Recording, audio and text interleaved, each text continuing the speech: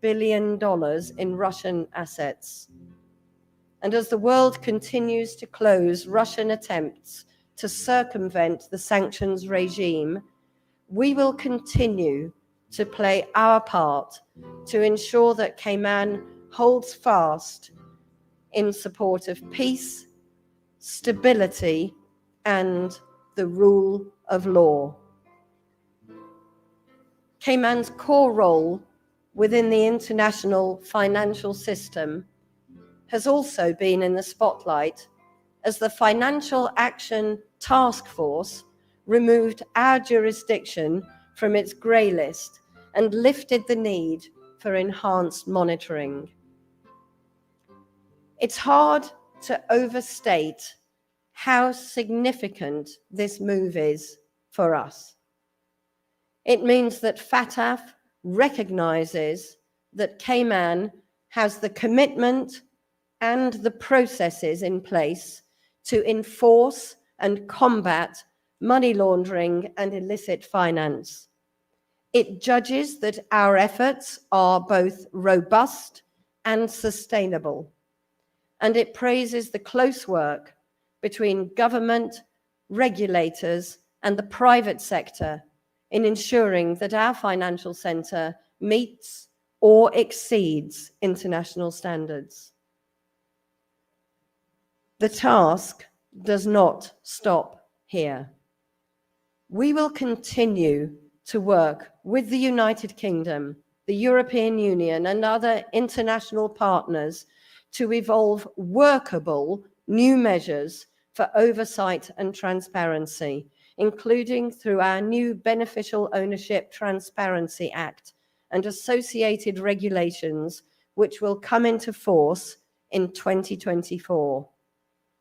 And I want to formally express my thanks to the Honourable Deputy Premier, Andre Ebanks, and his partner in fighting crime, our Honourable Attorney General, Sam Bulgin, for the role they both played in steering us through to a successful conclusion of the FATF review.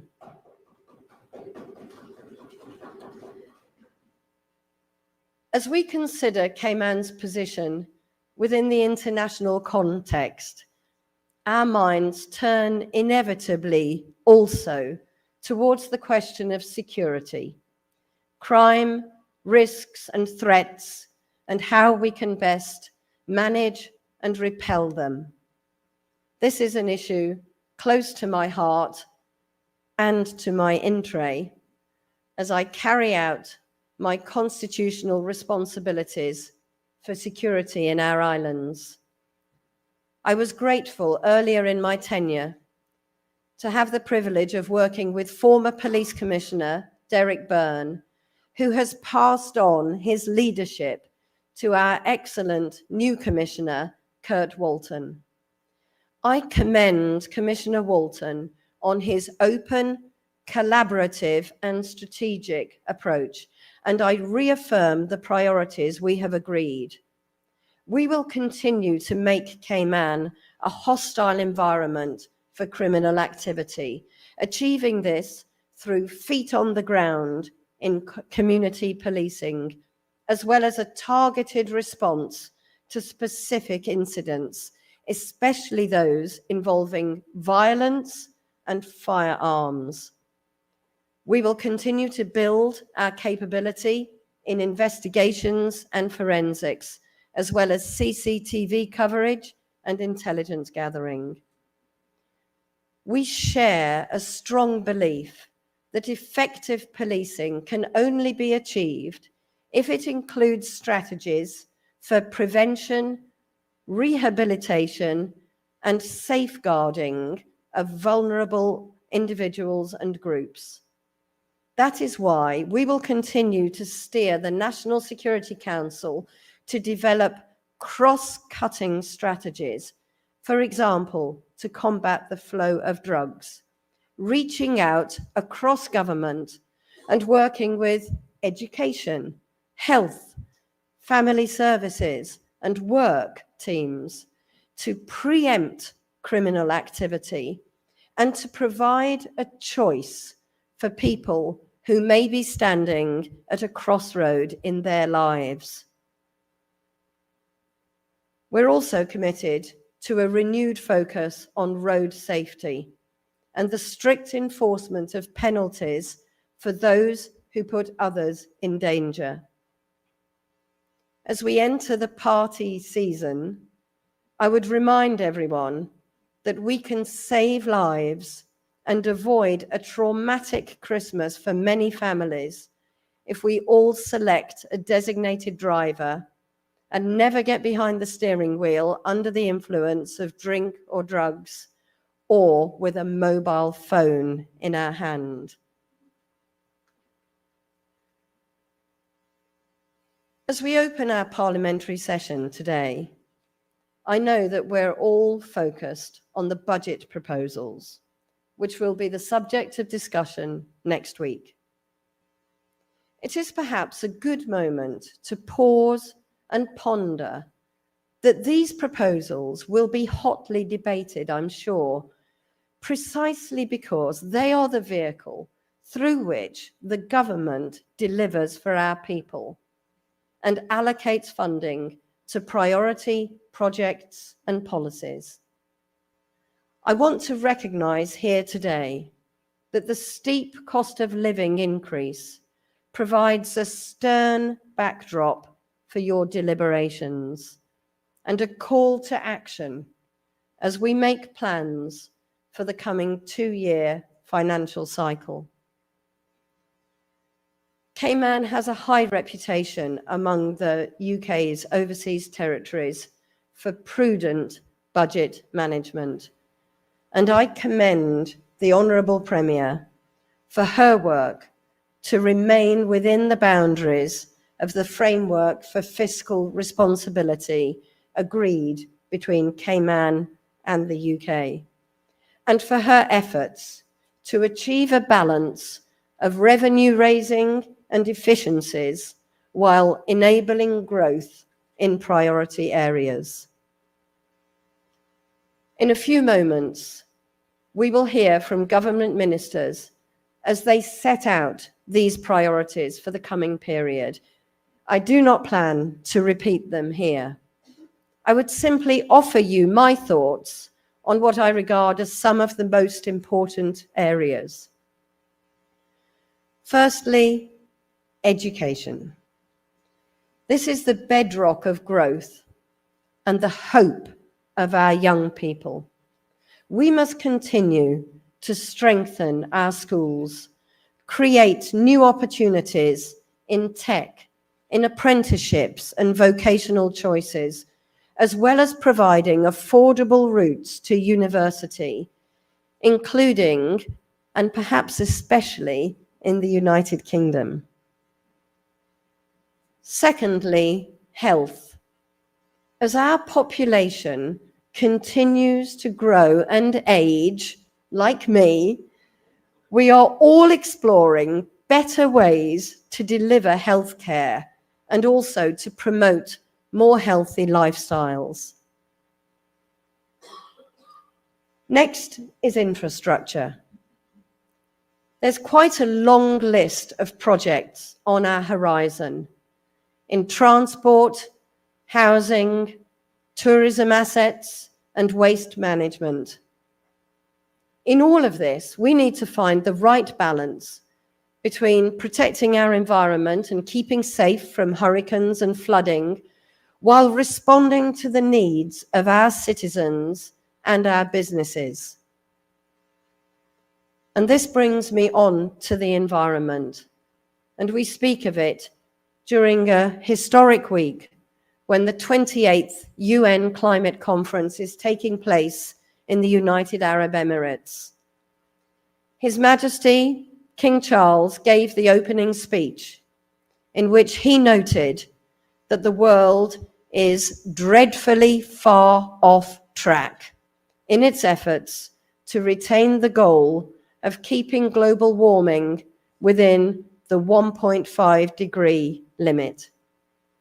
He called on everyone, public and private sector, to pool their efforts, to get data, to use technology, and to work constructively together in order to, as he put it, keep hope alive. I believe we can do the same here in the Cayman Islands, building on our strong track record of marine parks and our determination to create a happy, healthy, and beautiful environment which can support both lives and livelihoods for future generations to enjoy.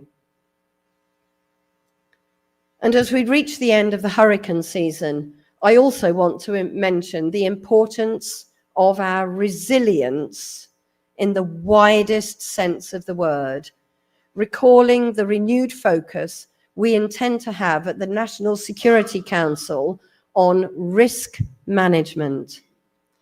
This means continuing to prepare for weather events, reviewing the security of our massive marine boundaries and ports of entry, planting out greater food security, and being ready for unexpected events, remembering how well our COVID strategy served us. I want to pay tribute, in particular, to the way in which our crisis first responders work together to prepare and protect us.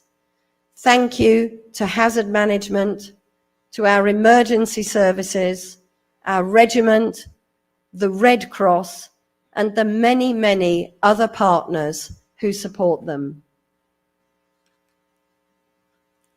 Many of the above areas I've just mentioned sit firmly within the responsibilities of this House rather than Governor's office.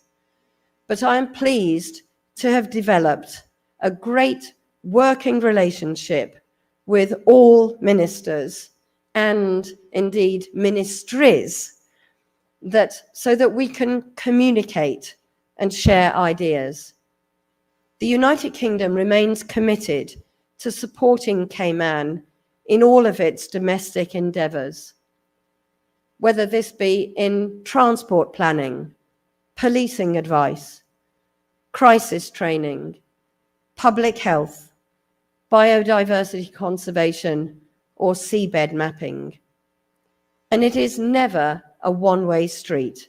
Our partnership is built on mutual benefit and respect, and offers an often surprising source of inspiration and opportunities for us both to learn and improve. I'm grateful for the hard work of everyone in Governor's office and Government House who support me in managing our busy agenda, making new links and creating some fun ways to open our wonderful home on 7 Mile Beach to as many different people as we possibly can.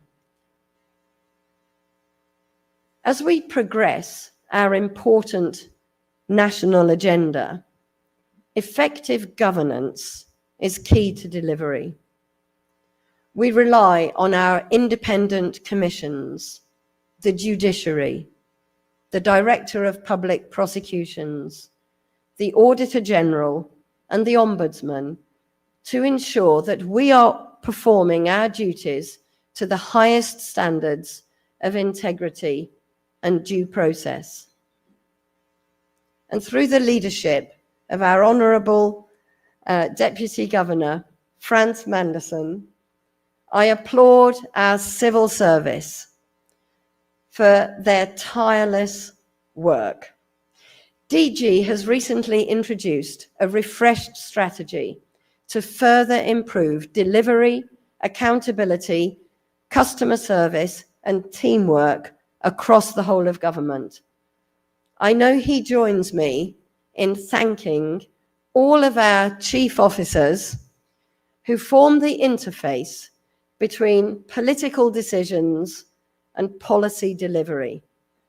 and who work to ensure every day, and often very late into every evening, that what we agree here in Parliament or in Cabinet remains on track, on time, and on target. And as I speak to you all today, I look back over the first 7 months of my time here as governor. I came to listen and to learn, to work hard, and to be of service. I am immensely grateful for the welcome I have received, the advice, the kindness, and all of your stories.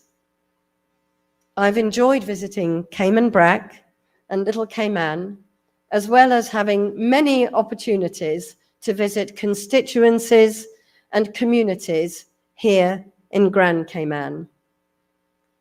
I haven't met everyone yet, but I have loved talking to our seniors, our young people, the people who lead our charities and businesses, our cultural icons, and our sports people. When I go walking on the beach every morning, it is so heartening to hear many, many people coming up and saying hello, because that makes sure I always start my day in a very good mood. And now I'm looking forward to a Christmas filled with friendship and fellowship. And in order to ensure that we complete our parliamentary session in good time for that, I will conclude here, Mr. Speaker, in wishing everyone a very happy Christmas and in committing myself again to working in support of this House and the service of all our people. God bless the Cayman Islands.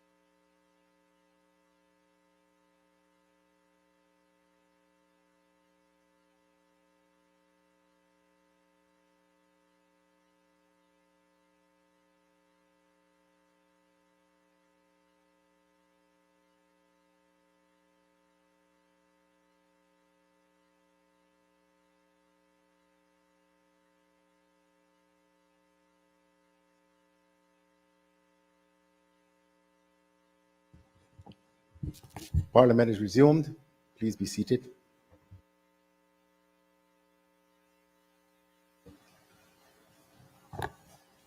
A vote of thanks to Her Excellency the Governor.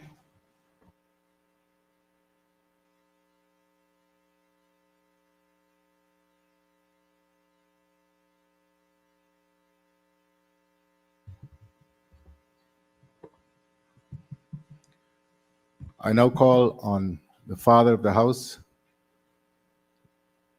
to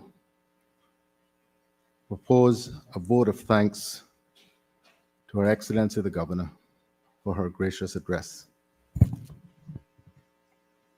Mr. Speaker, I beg to move that this Honorable Parliament does record its grateful thanks to Her Excellency the Governor, Mrs. Jane Owen, for the gracious address delivered at this sitting. The question is that this Honorable Parliament does record its grateful thanks to Her Excellency the Governor, Mrs. Jane Owen, for the address delivered at this sitting. Those in favor, please say aye. Aye. Those against, no. The ayes have it. The motion is carried. Motion to defer debate on the throne speech. I now call on the Honorable Premier to move the motion to defer debate on the throne speech until Monday, 11th of December, 2023. Thank you, Mr. Speaker. Mr. Speaker, I beg to move that be it therefore resolved that the debate on the address delivered by Her Excellency the Governor, Mrs. Jane Owen, be deferred until Monday, the 11th day of December, 2023. Thank you, Madam Premier. The question is, be it resolved that the debate on the address delivered by Her Excellency the Governor, Mrs. Jane Owen, be deferred until Monday, the 11th of December, 2023. Those in favor, please say aye. Aye. Those against, no. The ayes have it. The motion is carried.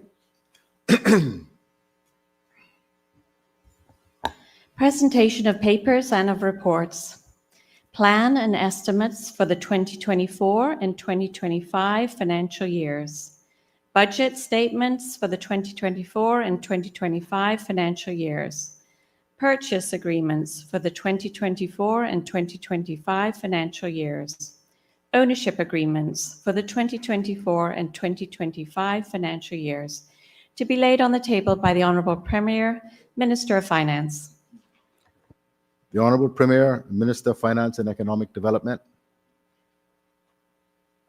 Thank you, Mr. Speaker. Mr. Speaker, I beg to lay on the table of this Honourable House the following documents with respect to the Government's 2024-2025 financial years. Planning estimates for the Government of the Cayman Islands, budget statements for ministries, portfolios and offices, purchase agreements for statutory authorities, government companies and non-governmental output suppliers, ownership agreements for statutory authorities and government companies.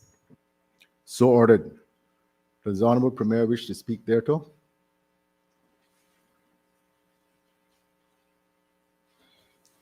Thank you, Mr. Speaker. Mr. Speaker, when you invite me to speak on the second reading of the appropriation bill, which appears further down in the order paper today, I will so exercise my right to expound on the appropriation bill. Very well, Madam Premier.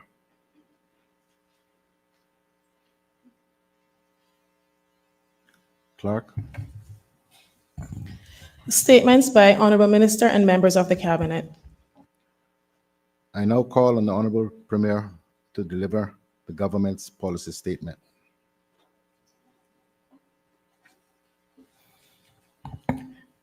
Thank you, Mr. Speaker. Mr. Speaker, as you would be fully cognizant, the theme for this year's budget policy statement, adopted, endorsed by my colleagues and the United People's Movement, is nurturing our future, a united, sustainable path to recovery, hope, and prosperity. Mr. Speaker, as I rise to present the plans of the government, first and foremost, I give thanks to Almighty God for His grace, His loving kindness, both individually, as a parliament, and as a nation, that we can all gather to deliberate on the people's business and recommit ourselves as instruments of His will. Mr. Speaker, indeed, it is a great privilege to be elected as a representative of the people and to be further given this tremendous responsibility of leading this government. It is my fervent prayer that God will grant me the requisite wisdom, knowledge, and understanding to so do. I would like to take this opportunity to thank Her Excellency the Governor, Mrs. Jane Owen, for her thoughtful delivery of the throne speech this morning and her commitment to modern and transparent partnership and collaborative efforts to deliver a prosperous and secure future for all of our people. Mr. Speaker, I also want to recognize Her Excellency's diligent efforts to take the time to get to know our people by reaching out and making herself available to all the people and communities of these beautiful Cayman Islands. It has been my observation that as governor, she brings incredible wisdom, proportionality, and balance in her approach that truly represents our monarch, His Majesty, King Charles III, while respecting the Caymanian way of life. Mr. Speaker, I'm also very grateful to my cabinet colleagues who came together with the united purpose of finalizing this said budget. We have had a number of challenges over the past few months. We've weathered many a storm. We've made tough decisions, but the love of our country and the interests of our people keeps us united. And we will continue to use this as our guiding light and principle. The United People's Movement, the UPM, has hit the ground running. I wish, therefore, to take this opportunity to publicly congratulate my three parliamentary secretaries, the Honorable McKeeva Bush, Mr. Bernard Bush, and Ms. Heather Bodden, who received their instruments of appointment from Governor Owen on Wednesday, the 6th day of December. Mr. Speaker, they bring a wealth of knowledge and experience and will be supporting several cabinet ministers over the next 14 months. I also want to thank my friends on the other side of the aisle, Mr. Speaker, and I call them my friends because indeed they are, for their conscientious engagement with all of the issues which we all seek to address for the betterment of all of our constituents. Yes, we do have the naysayers, Mr. Speaker, those who question our motives in this honorable House, but as former United States Theodore Roosevelt said in his famous Citizens in the Republic speech in 1910, and I quote, "It is not the critics who count, nor the man who points out how the strong man stumbles, or where the doer of deeds could have done better. The credit belongs to the man or woman who is actually in the arena, whose face is marred with dust and sweat and blood, who strives valiantly, who errs, who comes short again and again, because there is no effort without error and shortcoming, but who does actually strive to do the deeds, who knows great enthusiasms, the great devotions, who spends himself in a worthy cause, who at the best knows in the end the triumph of high achievement, and who at the worst, if he fails, at least he fails while daring greatly, so that his place shall never be with those cold and timid souls who never knew victory nor defeat," unquote. Mr. Speaker, with the help of Almighty God, the United People's Movement is willing to take on the challenges that confront us because we believe we can make a difference in the lives of our people, and we therefore urge our residents to continue to pray daily for those of us in authority. Mr. Speaker, I also want to express my gratitude for your acceptance of this most important task in presiding over this esteemed House of Parliament. Your duties are indeed very challenging. However, you do bring to the table a tremendous wealth of knowledge and a deep passion for the history of our beloved country and our Parliament, which no doubt serve this honorable House and all members extremely well.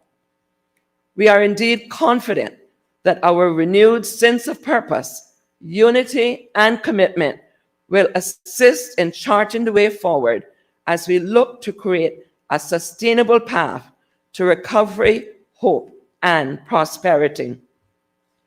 Our vision from our commitments, therefore, we see a springing up of our vision, the vision of a unified government and country by extension, focused on continuing our island's ongoing economic recovery in a measured and sustainable manner that provides hope and prosperity to all Caymanians. Mission. When our government was recently formed, we chose the roles and assignments of each member to emphasize the group's shared ideals as we continue to work together in the pursuit of the government's 5 broad outcomes for the people of the Cayman Islands, which are as follows: improve the quality of life for our Caymanians, enhance our competitiveness while meeting our international standards, modernize the government to improve public sector performance, future-proof to increase resilience, and protect and promote Caymanian culture, heritage, and identity. Mr. Speaker, you see, our overarching goals have not changed. This government remains determined to empower Caymanians to live productive and prosperous lives and ensure that future generations have much better opportunities. Building on our achievements, Mr. Speaker, as members of this honorable House will see, in the 2024-2025 budget, the key priorities over the next 14 months will build on the successes of the past several years and show continued and renewed commitment to a people-centered policies and projects. The well-being and success of our people is at the core of the 2024-2026 strategic policy statement and therefore remains our guiding principle. The government continues to focus on preparing our people to deal with the realities of an ever-changing world and equip them to face the future and hope with utmost confidence. Mr. Speaker, over the past 2.5 years, we have seen our economy on its way to full recovery, primarily due to the robust increases in most sectors led by construction, real estate, and the financial services. The prudent actions that were taken after the pandemic have borne economic fruit. Mr. Speaker, I want to thank the Honorable Wayne Panton, member from Newlands, namely for his dedication, his service during his tenure as Premier. It is through his leadership of the country in the second half of the pandemic that we were able to successfully reopen the country's borders without having to re-implement any lockdown measures. This is another remarkable story against all odds. Mr. Speaker, the economic expansion we are undergoing is expected to continue with a projected growth of 3.1% in 2023 and 2.2% in 2024. However, along with economic growth, we have also had to deal with inflationary pressures. which are not, Mr. Speaker, for the avoidance of doubt, generated within our local economy, but is driven by significant global events and occurrences way beyond our shores. The Consumer Price Index inflation rate accelerated to an average of 9.5% for 2022. The average inflation for 2023 is projected at 5.2%, and for 2024, inflation is projected at 2.5%.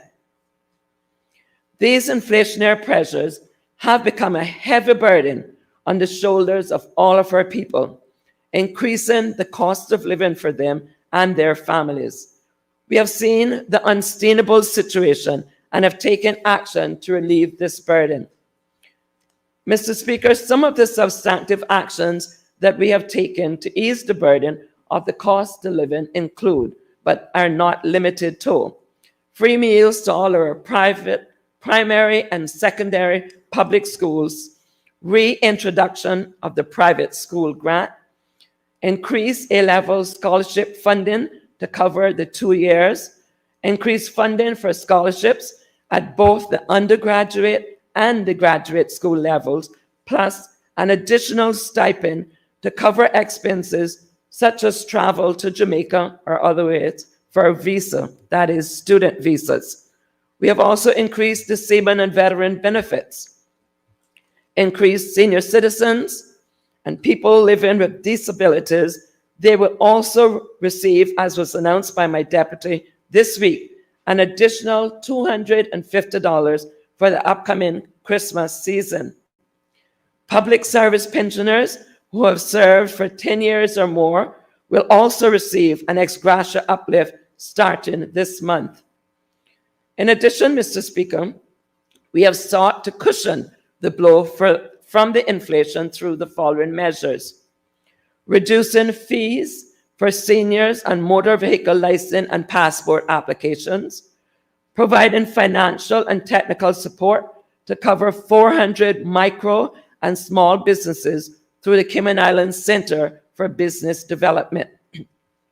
We have waived import duties on feminine products and baby items.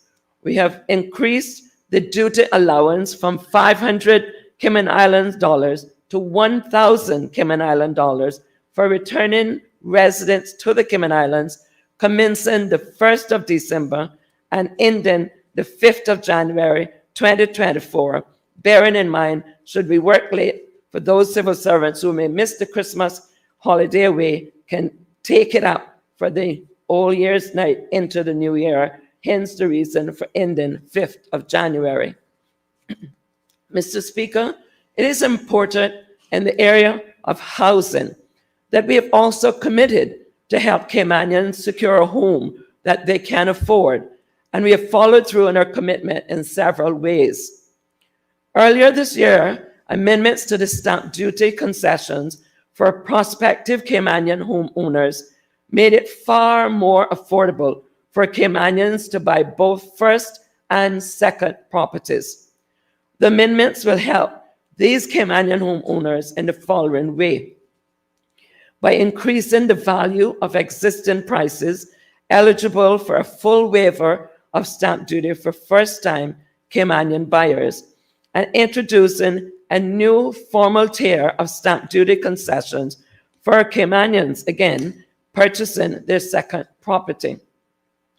In real terms, Mr. Speaker, the revised concessions will provide significant financial relief for Caymanians purchasing home or land. For example, a young couple purchasing their first home for $600,000 would normally have to pay $45,000 in stamp duty. The revised concession will now save them this $45,000, which they can put towards their children's education or save for their very own retirement. While we are focused on our economic recovery, our policies have remained people-centric. We reduced unemployment to the lowest rate in decades, Mr. Speaker, and encouraged the growth of small businesses.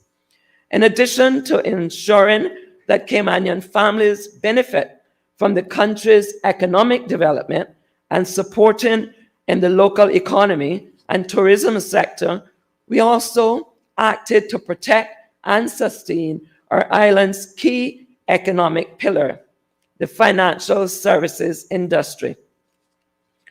The Ministry of Financial Services and Commerce, Mr. Speaker, remains very adamant that financial services remain a strong, resilient driver in our economy, which presents significant educational and employment opportunities for our people and contributes in immeasurable ways to the expansion and robustness of our economy. It will continue to be supported and promoted by this government, the UPM administration. Mr. Speaker, you and all honorable members may recall media reports detailing our progress in being removed from the Financial Action Task Force of the FATF grey list in October this year. This tremendous effort made by the government, in particular, the member from West Bay South, my Deputy Premier, who's also Minister for Financial Services, worked hand in glove with our Honorable Attorney General, our regulators, our island's financial services industry for over 2.5 years to achieve this outcome. It demonstrates what can be accomplished through unity, determination, and foresight. As a highly regarded international financial services center, with financial services being the backbone of our economy, the Cayman Islands came together with single-mindedness to achieve our FATF delisting through the implementation of effective sanctions, beneficial ownership, money laundering prosecutions, and convictions. Mr. Speaker, allow me please to take this opportunity to publicly thank the many people who contributed to this outcome. On behalf of the government and the people of these islands, we are grateful for their professionalism, expertise, and desire for nation building. I also wish to acknowledge once again the most capable leadership of the Honorable Deputy Premier and Minister of Financial Services. And in this respect, I beg your indulgence, Mr. Speaker, to call his name Honorable Andre Ebanks, because history should record such a valiant and tremendous attempt on his behalf, and that of the Honorable Attorney General, Mr. Samuel Bulgin, in this most critical task. A key component of our FATF delisting was demonstrating that our beneficial ownership regime met the global standard. Just last month, we strengthened our alignment with the FATF by passing the Beneficial Ownership Transparency Act 2003. Again, I wish to thank my colleagues on both sides of this House for their cooperation and indeed their commitment to ensure that this matter of paramount importance was dealt with expeditiously, sending a signal to the entire world that we are united when it comes to protecting our economy and the maintenance of global standards. Mr. Speaker, at the heart, the Act will help competent authorities, both locally and globally, prevent and detect and prosecute crime whenever it occurs. These two key achievements position our financial services industry for continued success as we move into a bright future. Strong and coordinated efforts of this kind is what is needed to deal with any challenges that may arise in the face of Cayman's continued success, stability, and upward trajectory. A central element to our success story with the financial services has been telling our story. The Deputy Premier and his team in the Ministry of Financial Services has engaged in face-to-face dialogue with some of the individuals and bodies that have been most critical of the Cayman Islands, often relying on outdated information, or even worse, Mr. Speaker, unfounded claims to paint an unfair picture of our industry. This high level of engagement and professionalism demonstrates that, firstly, we have nothing to hide, and secondly, we are ready for the world stage. Most importantly, Mr. Speaker, they are hearing directly from competent Caymanian professionals who has worked both in the financial services industry and the public sector. So, Mr. Speaker, I wish to express my profound pride in the way that our Honorable Deputy Premier has represented us not only with FATF, but to the European Commission and the United Kingdom, as well as in the Caribbean region. This ministry's 2024-2025 budget is driven by its objective to achieve a positive assessment on FATF fifth round review, maintaining market and commercial leading edge in financial, maritime, and aviation services, enhancing local intellectual property registration, and streamlining the licensing framework for our local businesses. I also welcome this opportunity, Mr. Speaker, for our Parliamentary Secretary, who hails from the West Bay North constituency, to support his minister in the area of commerce, which I will allow the minister to expand during his contribution. Of course, Mr. Speaker, as mentioned earlier, the minister will continue to advocate on behalf of our financial services industry, dispelling untruths and defending our solid record of compliance with global standards, providing our allies and our partners with accurate information so that they too can defend us when in Brussels, Westminster, Whitehall, Washington, D.C., or any of the international media. We will continue to valiantly defend this pillar of our economy. Please permit me to introduce, Mr. Speaker, some of the key initiatives to be undertaken across ministries in the upcoming financial year. The respective ministers will, of course, elaborate and elucidate during their respective presentations. Firstly, the Ministry of Investment, Innovation, and Social Development. The Honourable Member from West Bay South and our Honourable Deputy Premier also carries the responsibility for a second and important ministry, namely Investment, Innovation, and Social Development. A few of the initiatives to be undertaken for 24-25 under this said ministry include the launch of an EID card program for residents of our Cayman Islands. Mr. Speaker, legislation, a cornerstone of social development efforts, remains a priority. Amendments to the Children Act 2012 are underway, which will see the establishment of the Office of a Children's Commissioner. Simultaneously, the minister will be working on the repeal and replacement of the Adoption of Children Act and amendments to the Older Persons Act. These legislative measures will be vital in fortifying the protection and welfare of our most vulnerable in our population.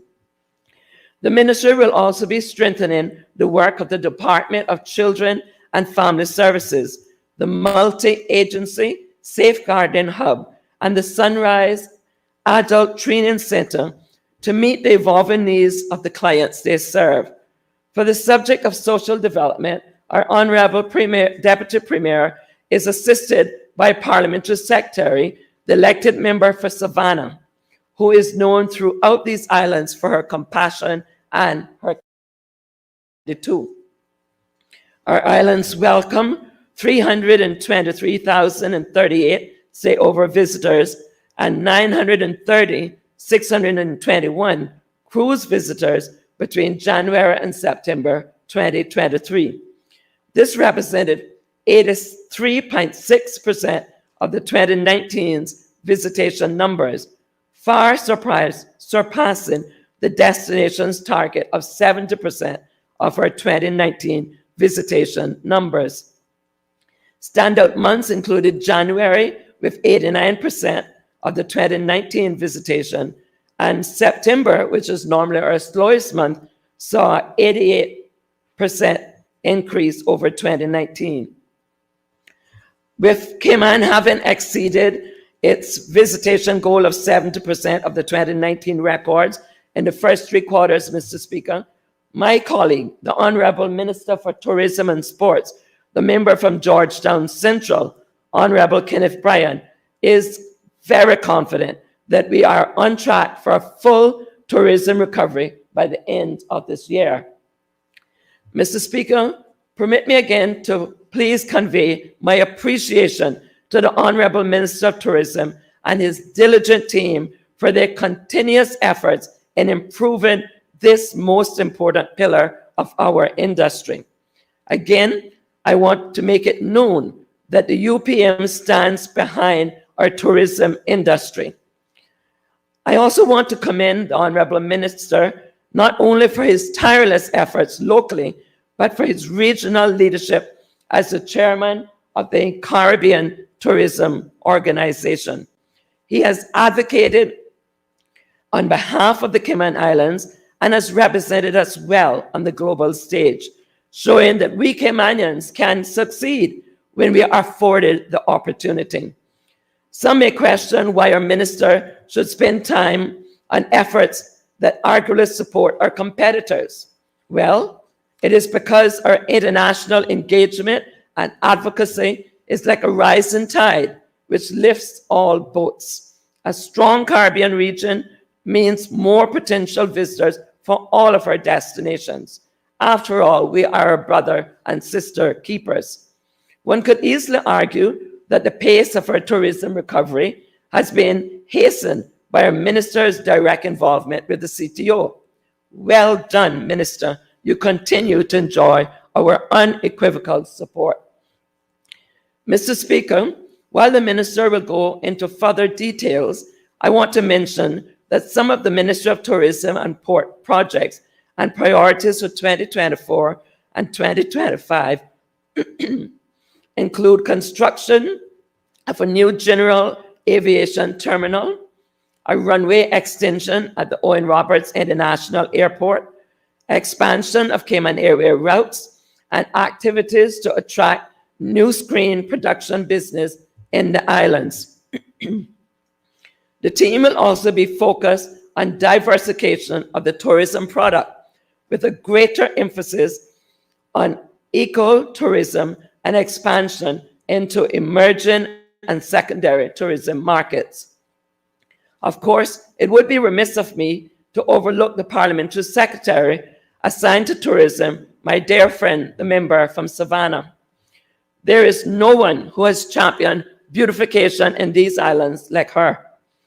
And as we open our doors to welcome the world, we will need to ensure that our highways and byways, our communities and corners are immaculately kept, hygienic, and enhanced.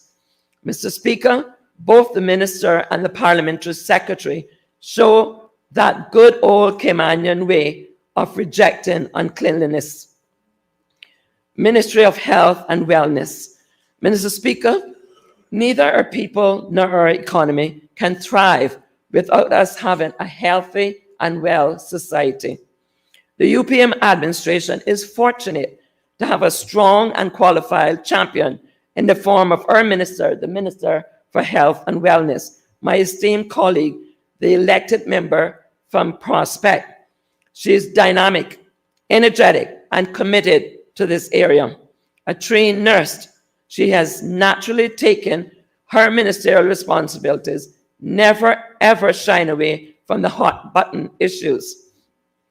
Over the next 2 years, some of the new initiatives by the Ministry of Health and Wellness will include the development of a national healthcare strategy, including clinical standards, facilitating the promulgation of a new Public Health Act, Environmental Health Act, and regulations to effectively regulate and manage all public health and environmental health functions.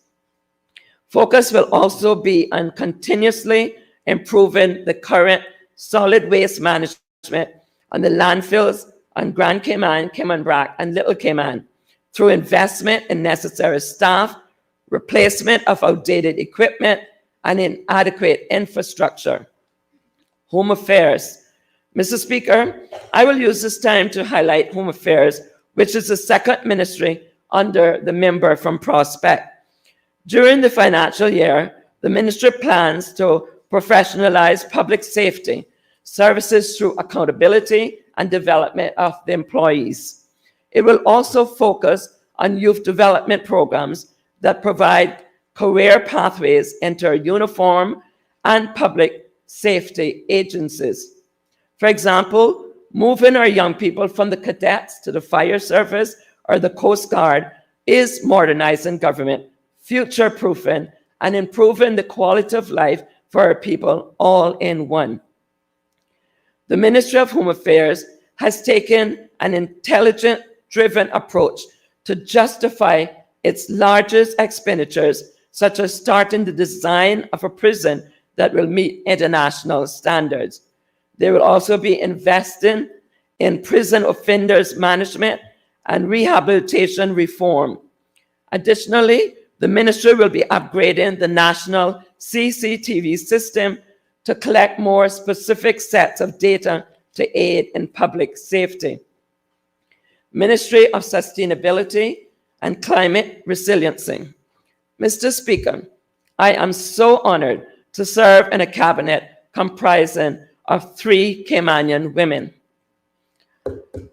The third woman to join our cabinet is none other than the former Speaker, Honorable Catherine Ebanks Wilkes, the elected member for West Bay Central, who will speak later on, Mr. Speaker. Even as a first-time parliamentarian, she has demonstrated to this, our country, her abilities to wrap her mind around a very complex yet important subject. I am therefore most thankful to her for not only taking the Ministry of Sustainability and Climate Resiliency, but for also seeking to take responsibility for Gender Affairs Unit, which will be moving to her ministry. We cannot have a sustainable society without properly addressing gender gaps, gender violence, and other key issues. My colleague, the Honourable Minister for West Bay Central, has demonstrated a willingness to build on the gains that we made as we seek to cultivate a lasting legacy of sustainability in the Cayman Islands by achieving environmental, social, and economic balance to make the lives of our people and future generations of Caymanians much better.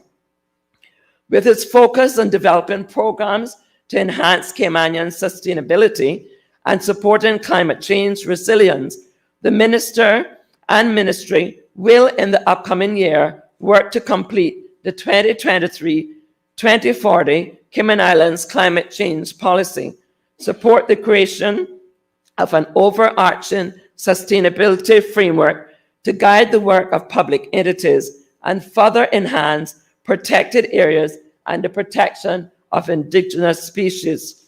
The Ministry intends to work collaboratively across government agencies for the development and implementation of strategies to create a more sustainable, climate-resilient future, including innovation, biodiversity, food security, green technology, and renewable energy.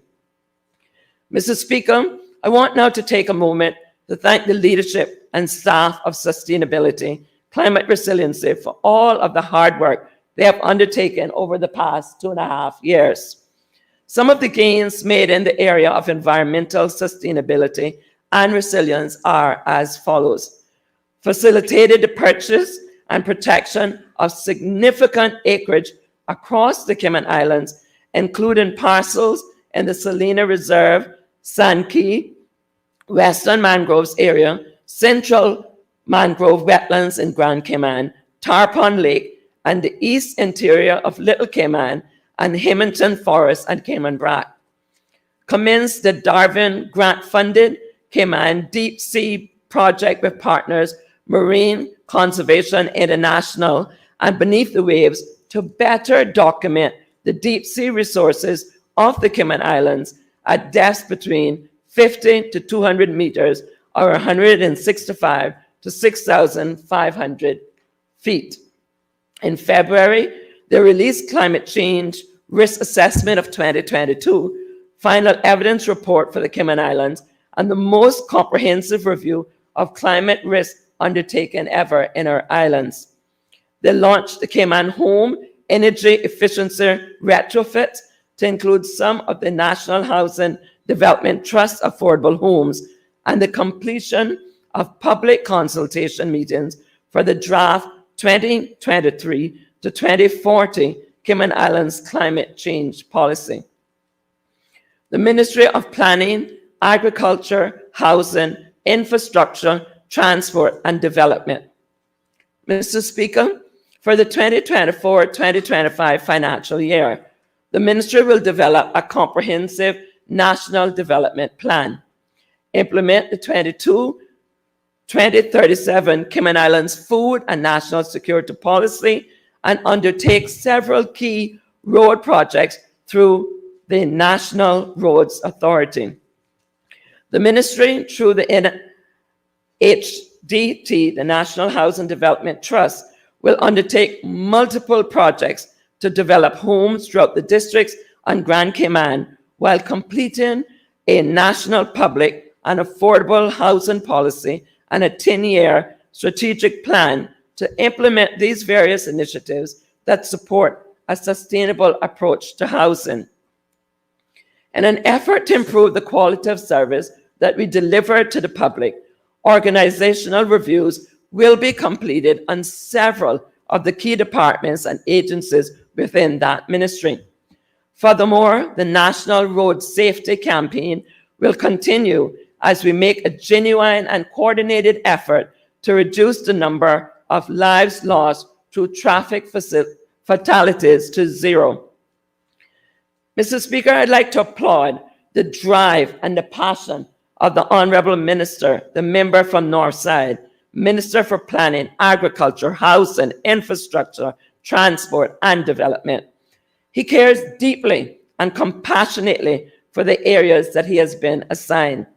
In particular, his vision and passion for farming, food security, demonstrates wisdom far beyond his years and should be a source for optimism and inspiration to all Caymanian farmers.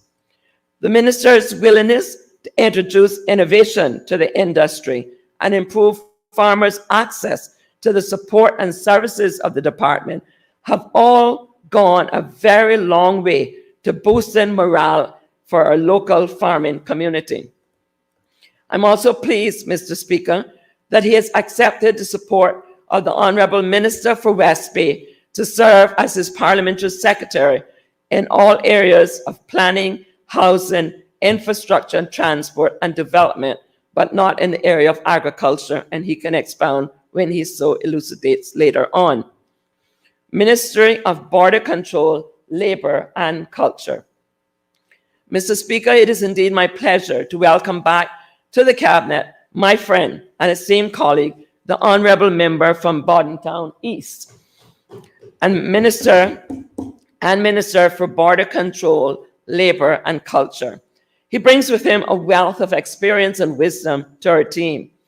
Mr. Speaker, you will likely recall, perhaps with a smile, albeit, the dedication and commitment of this minister, having spent every day for almost 2 months on television with him, keeping our country informed and connected through the height of the COVID pandemic. He is also very sensitive and keenly aware to the needs of our people.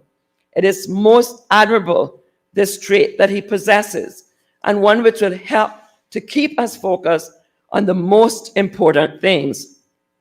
He's also very passionate about our Caymanian culture and is excited to add this subject.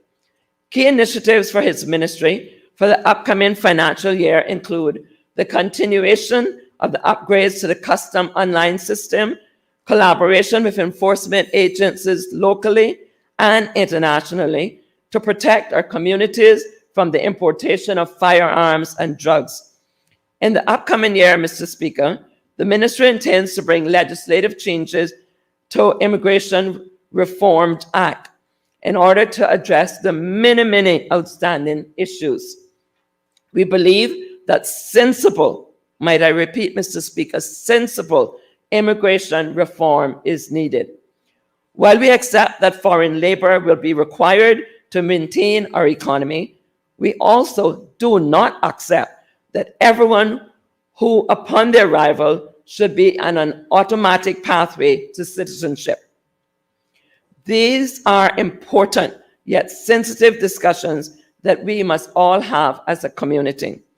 I am therefore pleased, Mr. Speaker, that the minister is committed that he will be ably supported by the honourable member from West Bay West, who will also serve with him as a parliamentary secretary. Mr. Speaker, labour issues remain important, as we must always strive to ensure that we provide pathways for Caymanians to advance in their profession of choice. We should also be fair to our low-paid workers.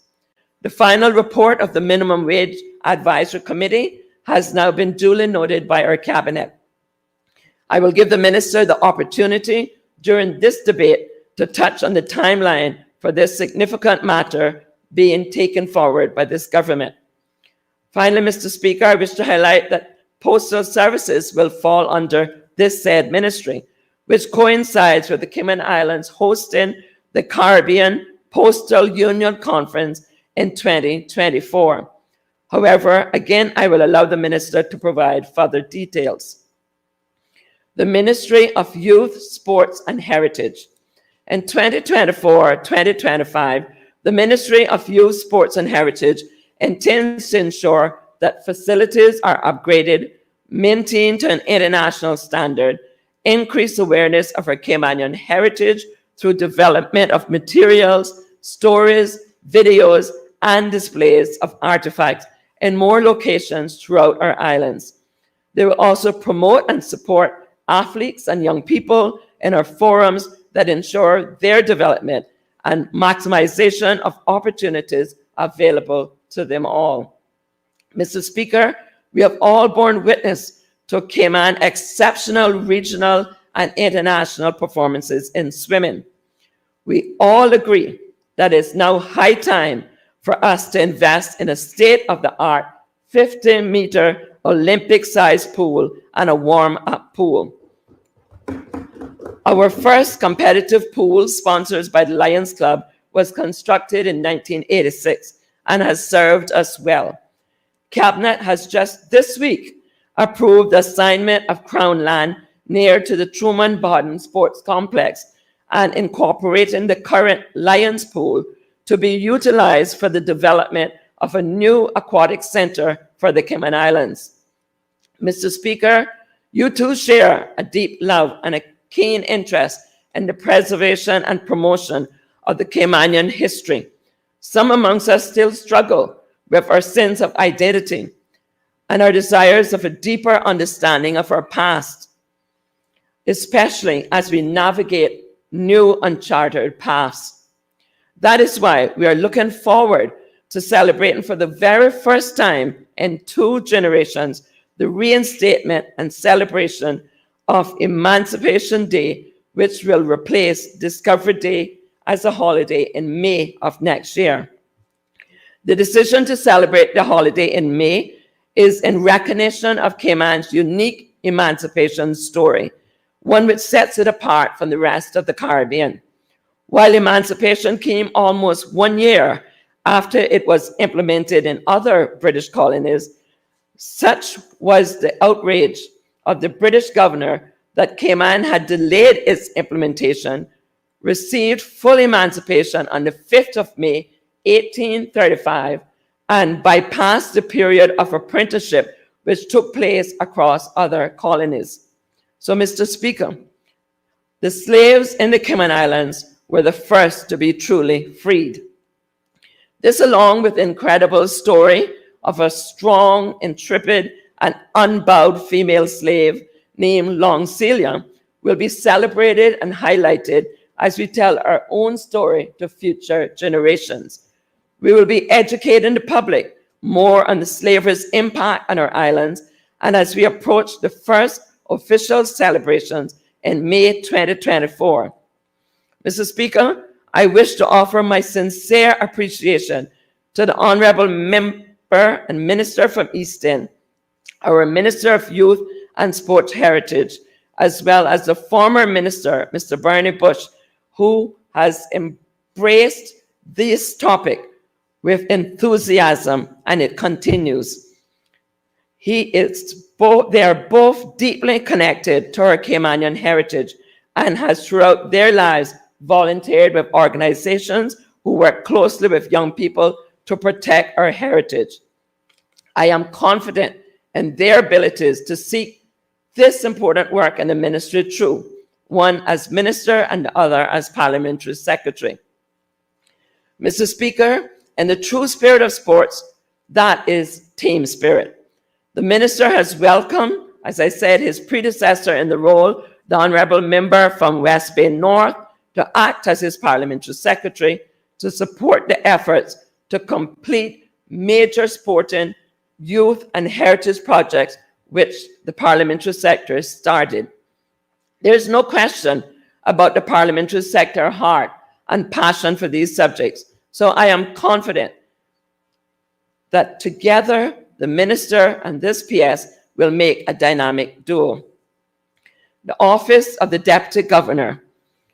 Mr. Speaker, the top priorities for the office of the Deputy Governor 2024-2025 period are to provide strategic support to establish and operationalize two new key issues with important good governance functions.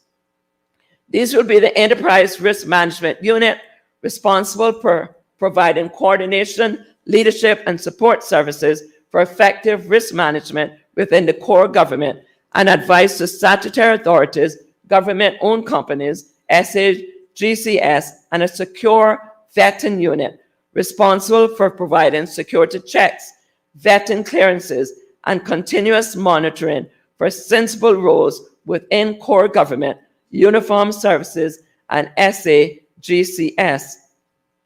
Mr. Speaker, the office also intends to continue to provide targeted, effective policy advice and strategic support to the Deputy Governor to help him achieve his goals for effective functioning of our beloved civil servants, including coordination and delivery of the Deputy Governors and Governors' priority projects related to training of our civil servants.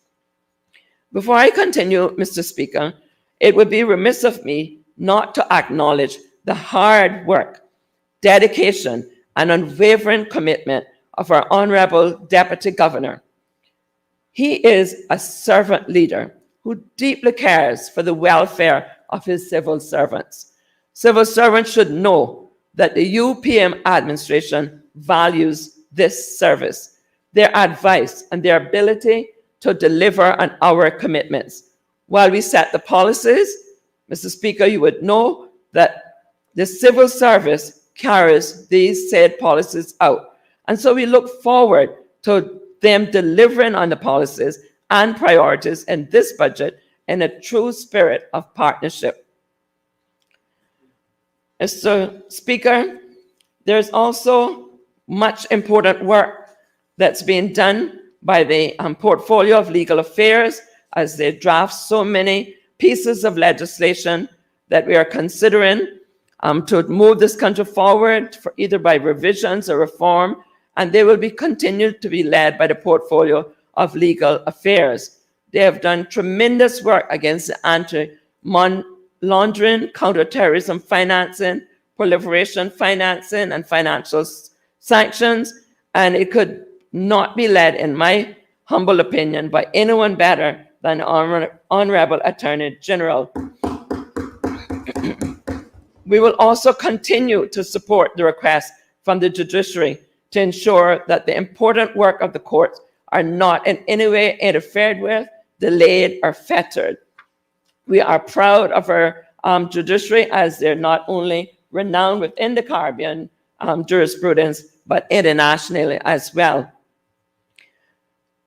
Mr. Speaker, we also see that our ministry teams will be focused on developing and implementing government-wide results based on management and accountable framework for assessing the financial and non-financial performance.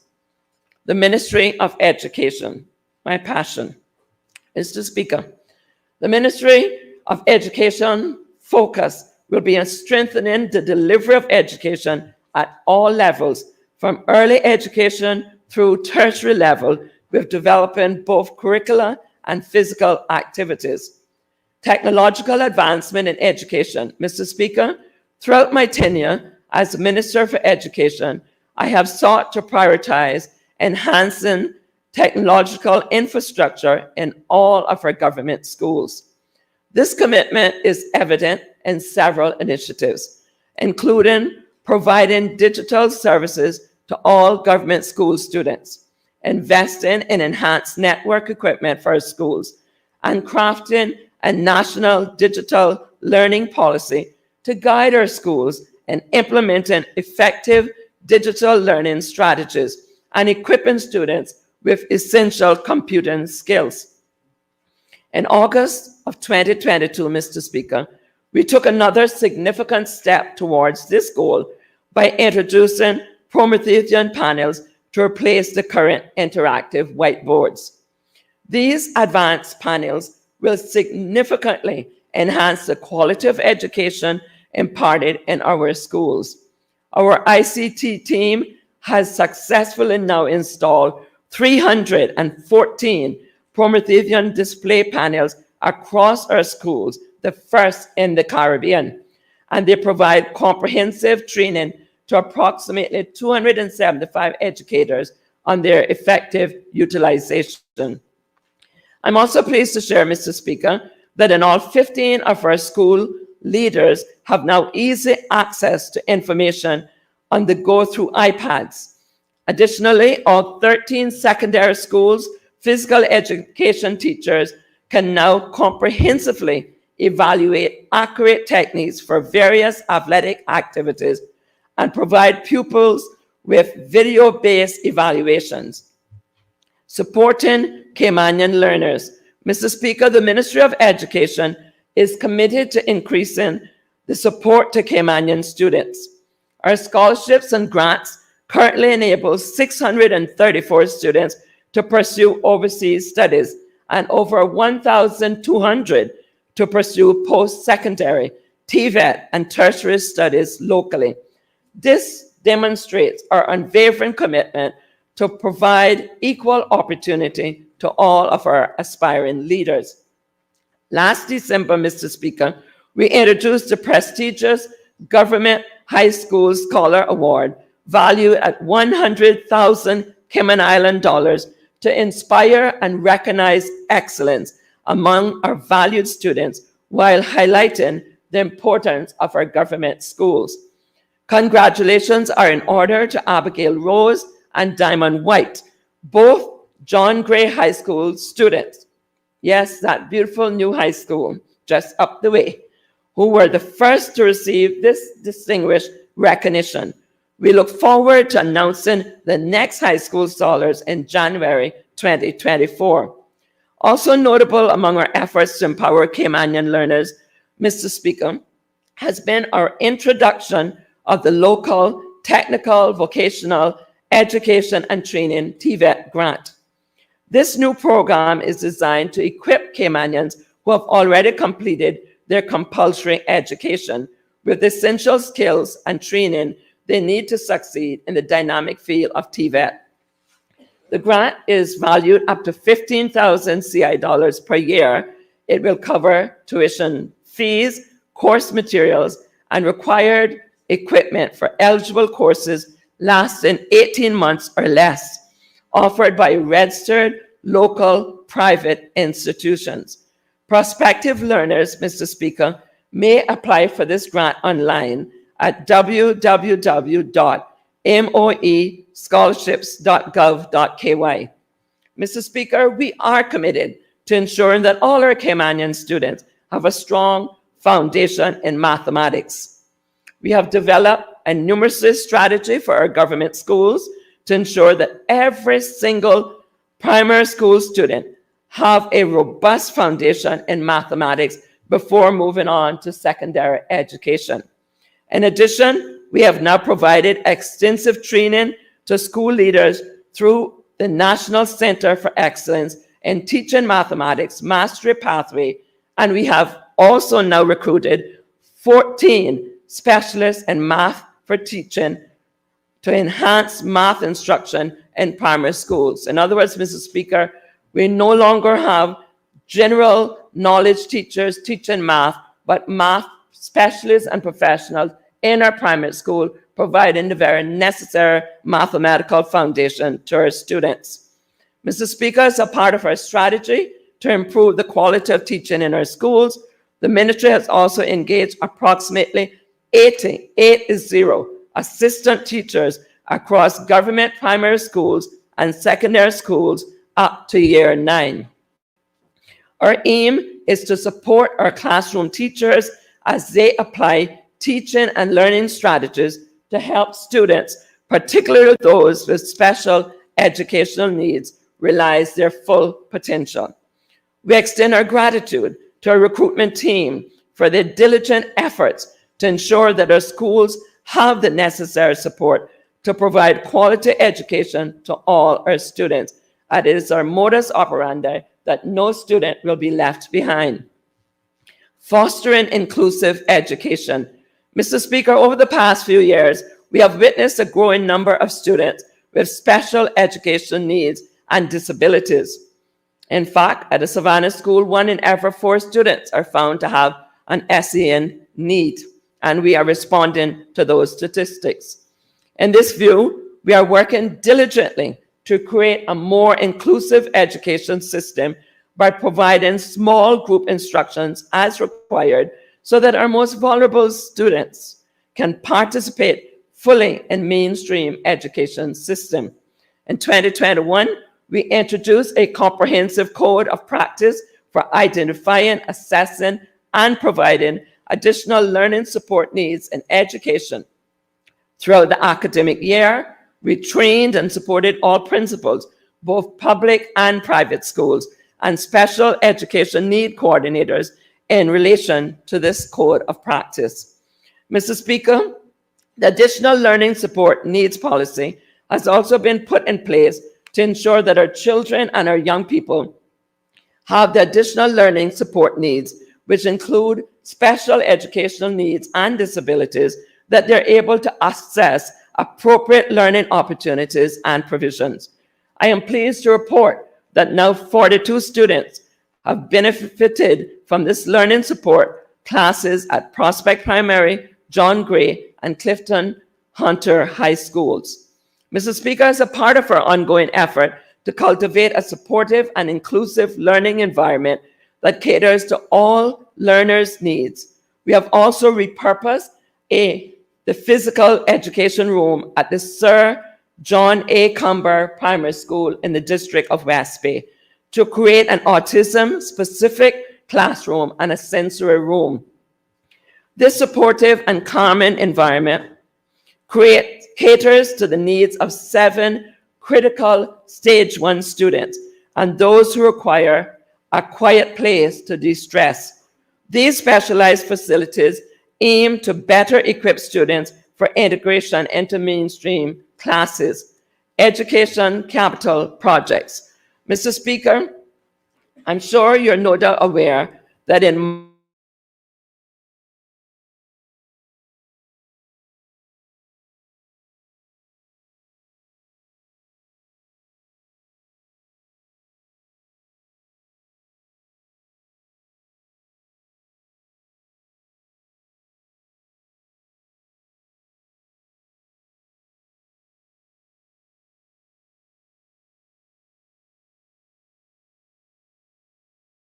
to provide ample opportunities for vocational pathways. The institution boasts of a state-of-the-art performing arts center, an automotive workshop, specialized labs for clothing and textiles, food and nutrition, design and construction technology. It stands, Mr. Speaker, as a testament to our commitment to providing every student with the resources and support they need to realize their full potential. Throughout the year, Mr. Speaker, we advanced several capital projects, also aimed at increasing the school's capacity to accommodate the growing population in their respective communities. Mr. Speaker, as a part of these efforts, you'd be happy to hear, seeing that it's your constituency and you have advocated for it for some time, work has now commenced on the new Year 6 block at the Red Bay Primary School and on converting the existing Year 6 area to reception classes. Additionally, work progressed on the construction of the Theoline McCoy Primary School Hall and a walking track that was established at the Creek and Spot Bay Primary Schools. As stated in the budget overview, we also have plans for the construction of a new Cayman Brack High School, a new high school in West Bay, a new hall at the Joanna Clark Primary School in Savannah, and the expansion of the Lighthouse School to include 11 additional teaching spaces. So you see, we're not just building the Cayman Brack High School. The Department of Educational Services Facilities team has implemented several smaller projects to enhance our school's physical infrastructure. These include the construction of a new wheelchair ramp at the Prospect Primary and the creation of a new student holding area at the Theoline McCoy Primary in Bordentown. Mr. Speaker, we are committed to providing world-class education to all our students in the Cayman Islands by fostering inclusive learning environments, investing in the state-of-the-art facilities. The question is often asked, who are we developing for? In order to break those ceilings, we have to do it through education. And after this minister have exited the stage of politics, no one should ask in their minds who we were developing for. We were building, yes, state-of-the-art facilities for first-class citizens, not known as Ghost Caymanians, but our belongers and Caymanians in this island we call home. We are continuing to improve our infrastructure. We are ensuring that every child has an equal opportunity to thrive. Regarding the issue of a project-based grant, Mr. Speaker, that program, I want to inform honorable members that this has enabled government schools to embark on specific non-operational projects that directly benefit our students. During 22 and 23 academic year, 4 schools were awarded funding support for a total of 8 projects.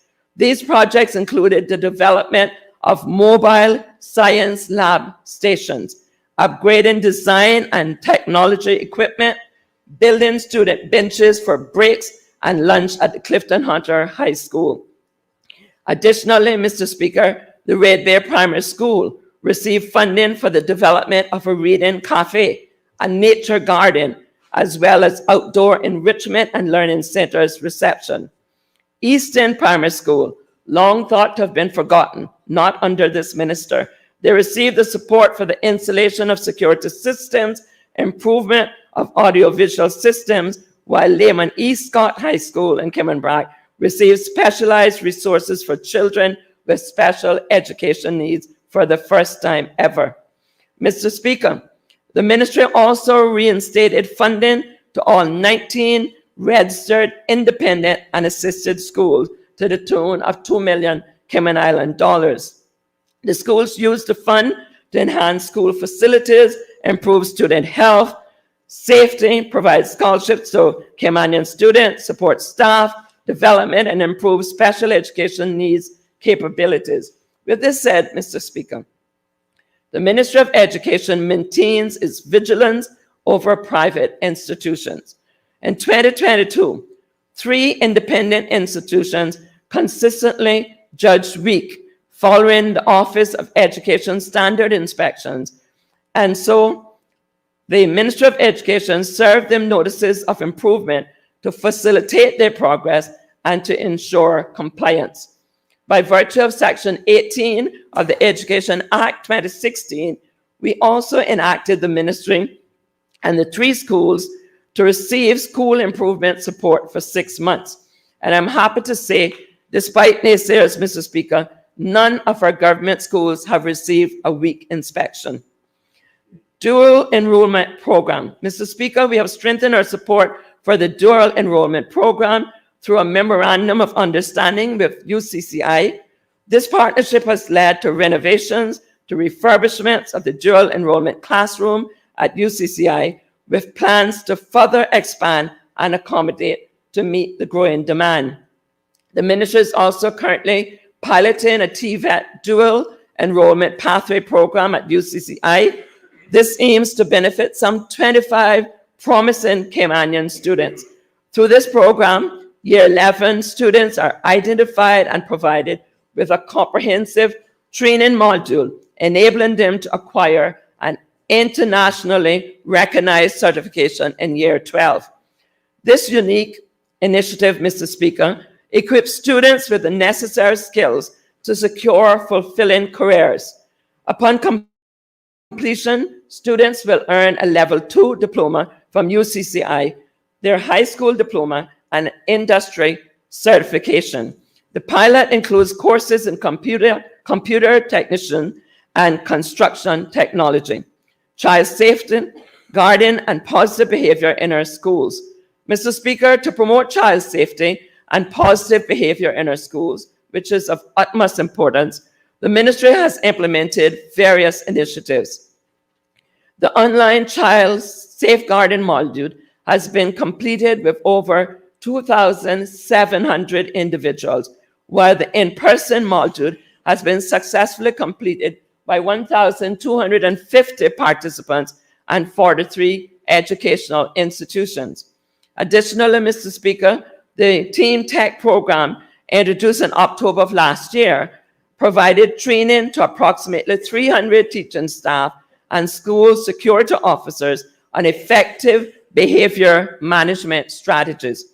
Following extensive consultations, the Education Amendment Act was successfully passed by Parliament last year.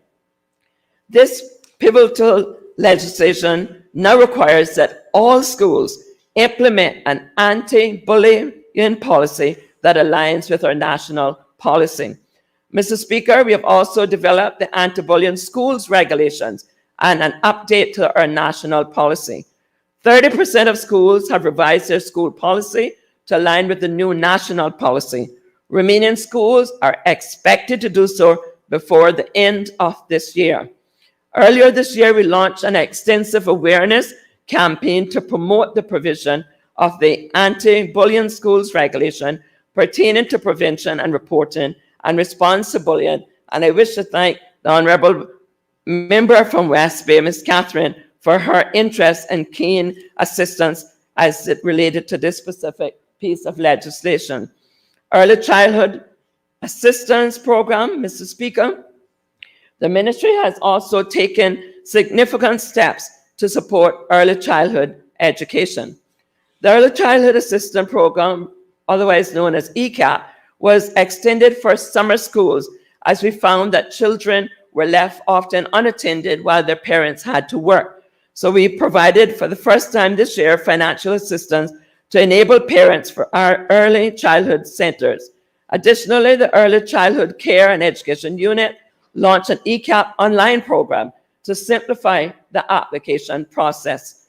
To address the lack of early childhood learning facilities in Northside and Eastern districts, we introduced this Smart Start Early Simulation Program. This 30-week program aimed to provide young children's readiness for school, support families in creating conducive home environment. Upon its conclusion, Mr. Speaker, the ministry opened a nursery, another first in the district of East End, annexed to the East End Primary School, catering to 20 young learners from East End and Northside catchment areas.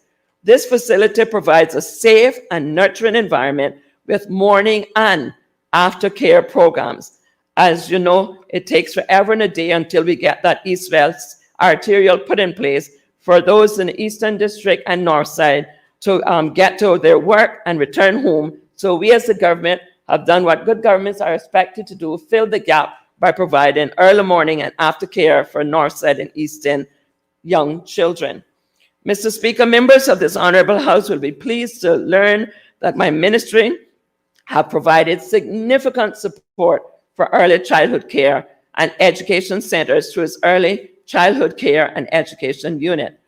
This includes, but are not limited to, hosting weekly support sessions with centers that receive weak rating on their Office of Education Standards inspections, collaboration with the wellness centers to train over 100 parents and caregivers as part of the Growing Brain program, partnering with Kids Ability to provide financial support to 5 parents and their children to attend More Than Words, and the Hanen program for parents of children with autism or social communication difficulties, and providing one-to-one support to 85% of the designated leads for special education and disabilities assigned to the ECC centers to facilitate clear understanding of the process with the preparation of their administrative files. Before I conclude with the Minister of Education, Mr. Speaker, I want to mention a few other programs that we have expanded and will continue to do so. This year, the Public School Meals Program has been expanded to include students on alternative placement arrangements and those enrolled in the East End Primary Nursery. This expansion ensures that all of our students have access to nourishment they need to succeed academically. As the members of the Honorable House are fully aware, the meal program ensures that the entire student body enrolled in compulsory government programs receive nutritious meals not once but twice on a daily basis. The Swim Free Initiative, another exciting public-private partnership.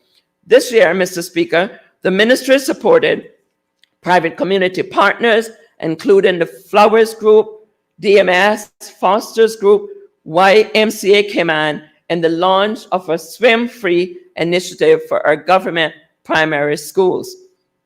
This program involves a mobile pool. It travels from school to school, offering free water skills training to our children from reception to year 2. The training equips our children with life-saving skills, which ensures their safety in the water. Since starting at the East End Primary School, it has now been introduced at the Edna Moyle, the Theline McCoy, the Joanna Clark Primary Schools, and it continues to move on throughout Grand Cayman. Finally, Mr. Speaker, we are consistently working to ensure the safety of our students in our care. This term, we introduced an exciting new visitor sign-in platform at the Lighthouse School, the Prospect Primary, the John Gray, and Clifton Hunter High School. Coming back soon come. The system enhances school safety and security by efficiently managing and monitoring the entry and exit of visitors. Visitors sign in on a digital display kiosk.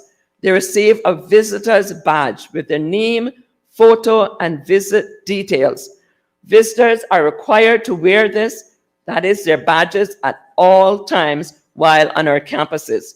This additional safety measure will be deployed in all of our schools in the coming weeks to ensure the student well-being. And I wish to thank my ICT department who worked assiduously to ensure that we saw this program reach the implementation stage. Mr. Speaker, the Ministry of Education is on a trajectory of excellence. For 2024-2025, the projects will be focused on school improvement, leadership development, inclusion, early childhood care, and education. Some of the upcoming projects and priorities will be to increase our capacity in the public high schools with the hope to reintroduce A-levels into the public school system. Expansion of the TVET curriculum and pathways at UCCI. Enhancing Caymanian culture and heritage in our schools. Establishing an early childhood development hub to increase and strengthen early education programs. Provision of financial assistance to help working families offset the cost for our daycare services.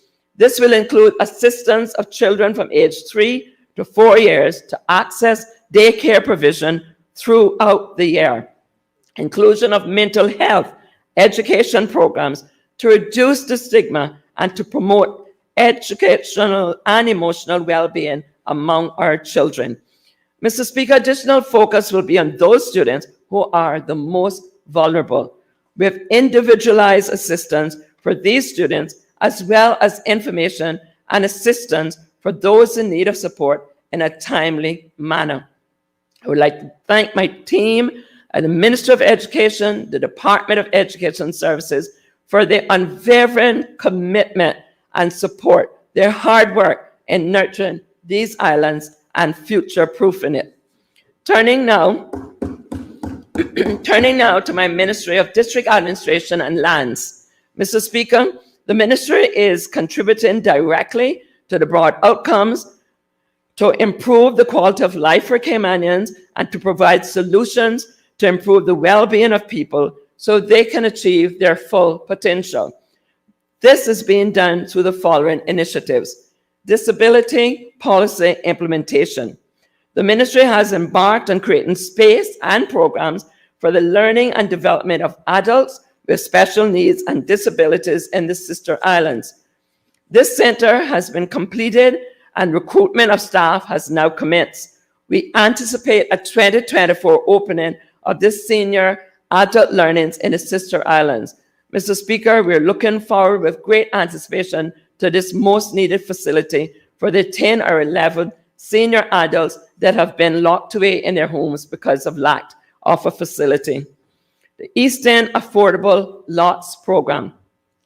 Mr. Speaker, the minister is moving to the next phase of the Eastern Subdivision Affordable Land Lots Program. It is anticipated that the distribution of these land lots will occur in 2024.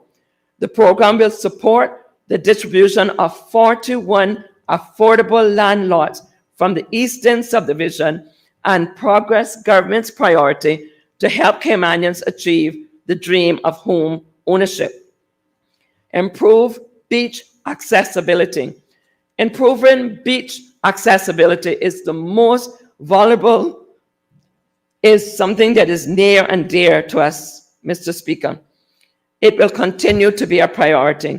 The ministry included funding for the mobile mats in 2022-23 budget, is seeking to upgrade facilities at many of our public beaches, which will include accessible restrooms, accessible parking, and other features within the scope of support from other stakeholder entities.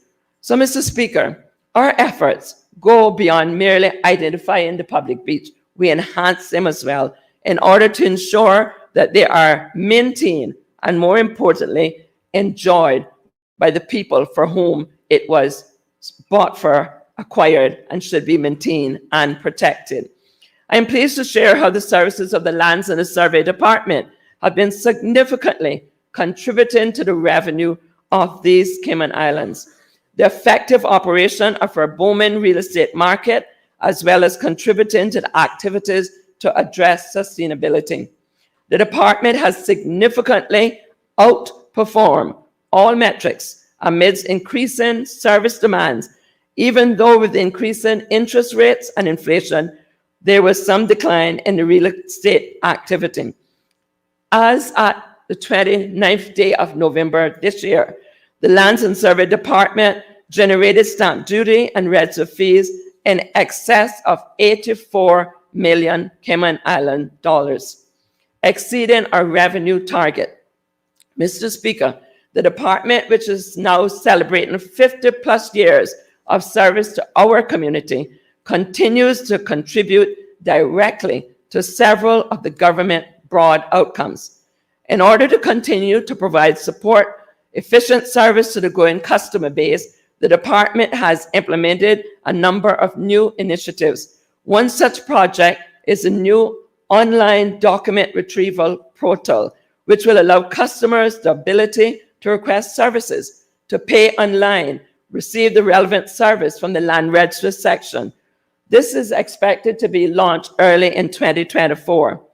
Additionally, we are pleased, extremely pleased, Mr. Speaker, to now have a new, spacious, renovated building to house our Sister Islands Land Service Office situated in the Bight on Cayman Brac.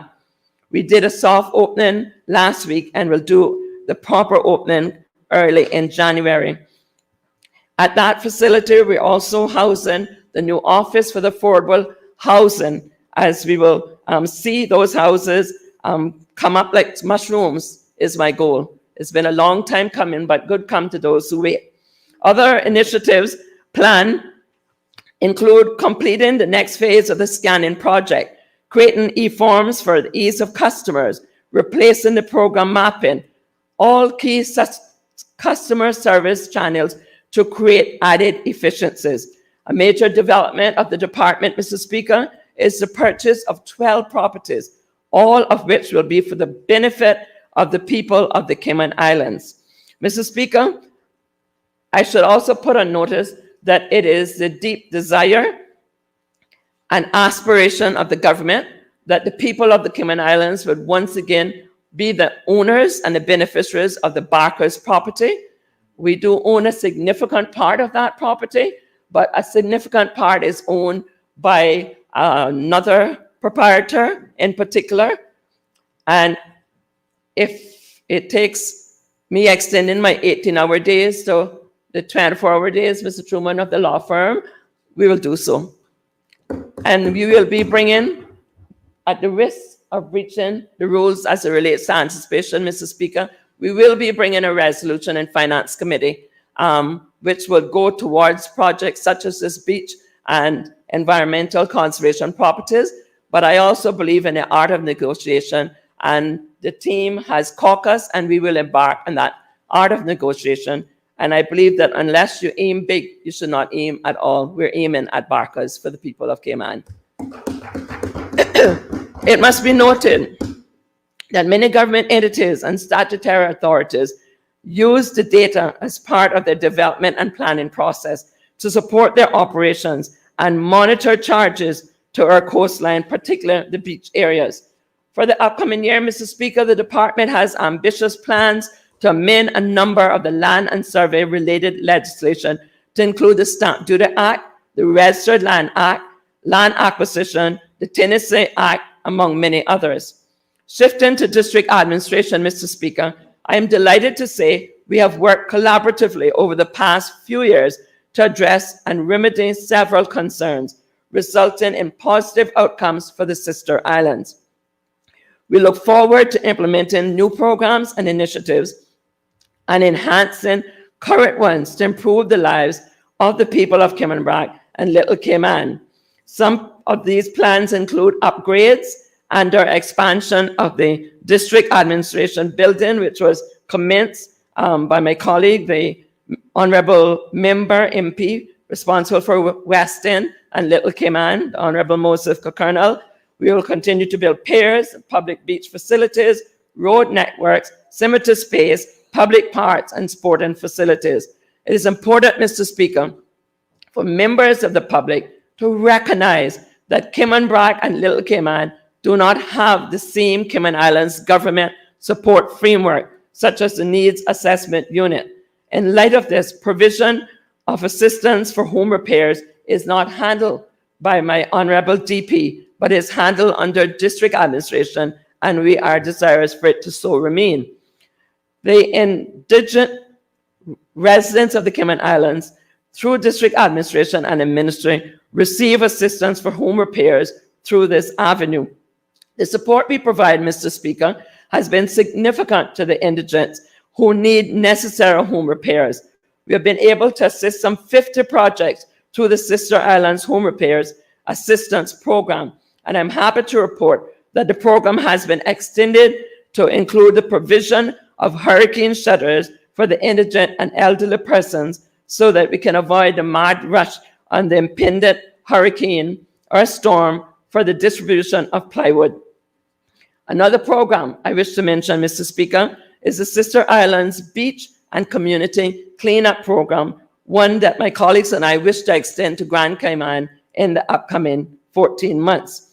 It is very near and dear to our hearts. As I created it many, many years ago, it was continued by my colleague for Cayman Brac West and Little Cayman, and now continued by this government. Mr. Speaker, the program engages many unemployed Cayman Brac and Little Cayman and a few imports from Grand Cayman who seek in work as well. We take them on board to maintain the beauty and the wonderful nature, pristine nature of our sister islands. Upon taking the reins of district admin, I ensured that necessary funding was put in place to positively engage over 60 Caymanian per year and provide them with a lifeline during this difficult time in their lives. Our plan is to enhance and improve this program over the upcoming years to innovatively and creatively ensure much greater success. Public Land Inspectorate, or the PLC Commission. Inspectorate, they will continue to ensure that beach accesses, very important, are maintained and safeguarded. It will also begin to regulate and permit commercial activity occurring on the designated public lands to ensure its continued safety and proper use. Mr. Speaker, I'm happy to report that this year, the 7 Mile Beach vendor policy was approved by Cabinet. We also welcome a new chairman and vibrant commission members. I want to take a moment to thank the previous chairman, Mr. Woody DaCosta, for his work was at the Public Lands Commission. Mr. Speaker, in the ministry's effort to improve customer self-service and innovation, the Shoreline Access Interactive Map, IMAP, development was initiated. This will provide an online interactive map built on Google Map framework to provide real-time navigation to all public beaches and public shoreline access, just over 200 registered shore access throughout the Cayman Islands. It is expected that IMAP will be launched as a pilot test program in Q1 of 2024. In addition, Mr. Speaker, we have been working with the PLC to finalize approval of the vendors' applications for the 7 Mile Beach. For the 2024-25 budget, new initiatives include procurement and implementation and case management, review of ticketing process by the PLA, and continued installation of signage across all 3 islands. Water Authority. Mr. Speaker, the board and authority is celebrating 40+ years of service here in the Cayman community. And I would like to pause to congratulate them on this wonderful achievement. They have made extraordinary efforts to extend much needed pipe water on Cayman Brac as well, and it's well on its way towards the eastern district of Spot Bay. The authority is now approaching the creek and has completed through Tibbet Stern and Watering Place. This indeed is a remarkable milestone. I look forward with eager anticipation to the day when the entire Cayman Brac and Little Cayman will have access to pipe water. Finally, on this portfolio, Mr. Speaker, I will briefly speak on the Sister Islands Housing Develop. But before doing, permit me also to recognize a former minister, through you, Mr. Chair, the Honorable Linford Pearson, who contributed significantly towards the Water Authority in Cayman Brac, and we are eternally grateful, sir. A business case and architectural works was recently completed with a much-needed upgrade of the subdivision and house plans. We now await required approvals from the relevant department prior to commencement the final approval application for the affordable homes, and we expect early in 2024 to meet. The board have been newly appointed and they have been meeting, going through the various applications. Mr. Speaker, the Cabinet Office. Some of the actions that would be processed by the Cabinet Office in the upcoming financial year include coordination and implementation of the Older Persons Policy, the National Disability Policy, as well as the National Policy on Gender Equity and Equality. Mr. Speaker, the office will continue to strengthen communication by executing government's communication plan and strategy. Furthermore, I am supportive of enhancing the work of both Radio Cayman and CIG-TV, as they are most vital for providing genuine, truthful, transparent, accountable, shall I continue, information to our people. We also anticipate that as new legislation and initiatives are being proposed, we will enhance and further utilize the public consultation hub, which has been successfully rolled out.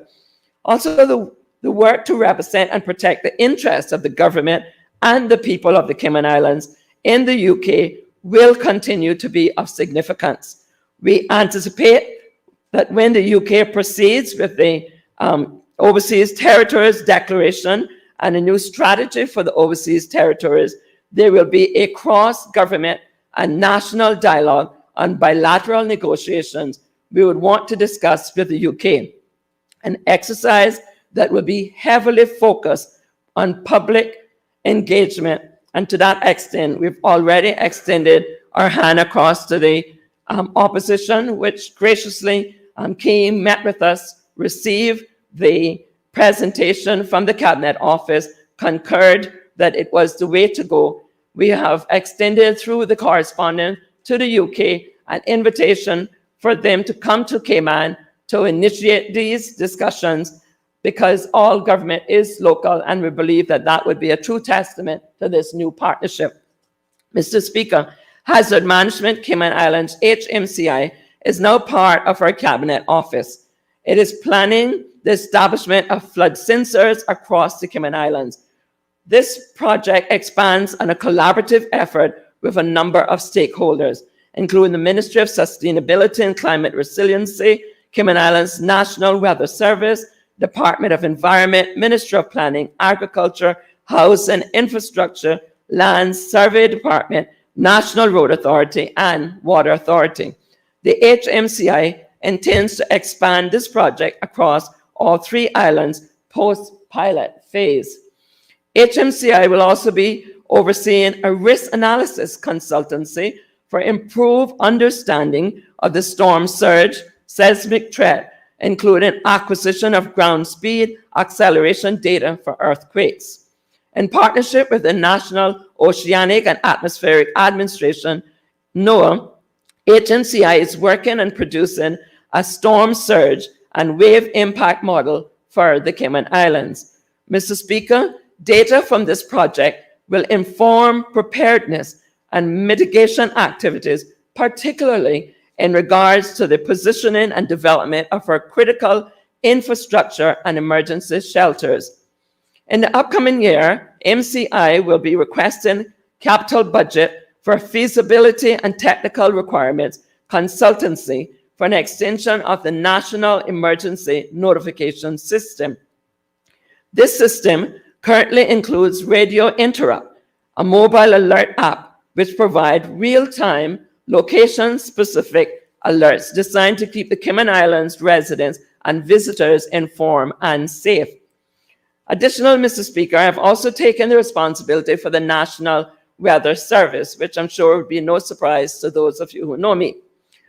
While their new purpose-built facilities near the Lyndhurst Road should be completed during this 2-year budget cycle, I also anticipate improving the performance of the Doppler radar, which is of a vital resource in covering the black hole in the western part of the Caribbean.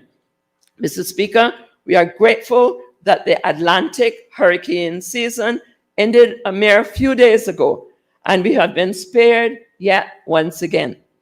While it was one of the busiest on record, most of the storms veered into the middle of the Atlantic Ocean. There were 20 named storms, with 7 hurricanes coming to life, none of them, praise God, affecting the Cayman Islands. This year gave us an even more fulsome reason to celebrate Cayman Thanksgiving. Mr. Speaker, no one can predict the weather. We will be able to dodge the bullet again next season, but one thing I can confidently say, that we strive to be as prepared as possible. I take this opportunity then, Mr. Speaker, to thank the hazard management team led by the capable Ms. Danielle Coleman for their continued dedication and work. Mr. Speaker, I am grateful for the opportunity to serve as minister for so many important entities. I want to thank the leadership teams, the staff, and all my ministers for their hard work, dedication, and support. Mr. Speaker, members of this honorable House, thank you for your indulgence as I presented this morning into the afternoon.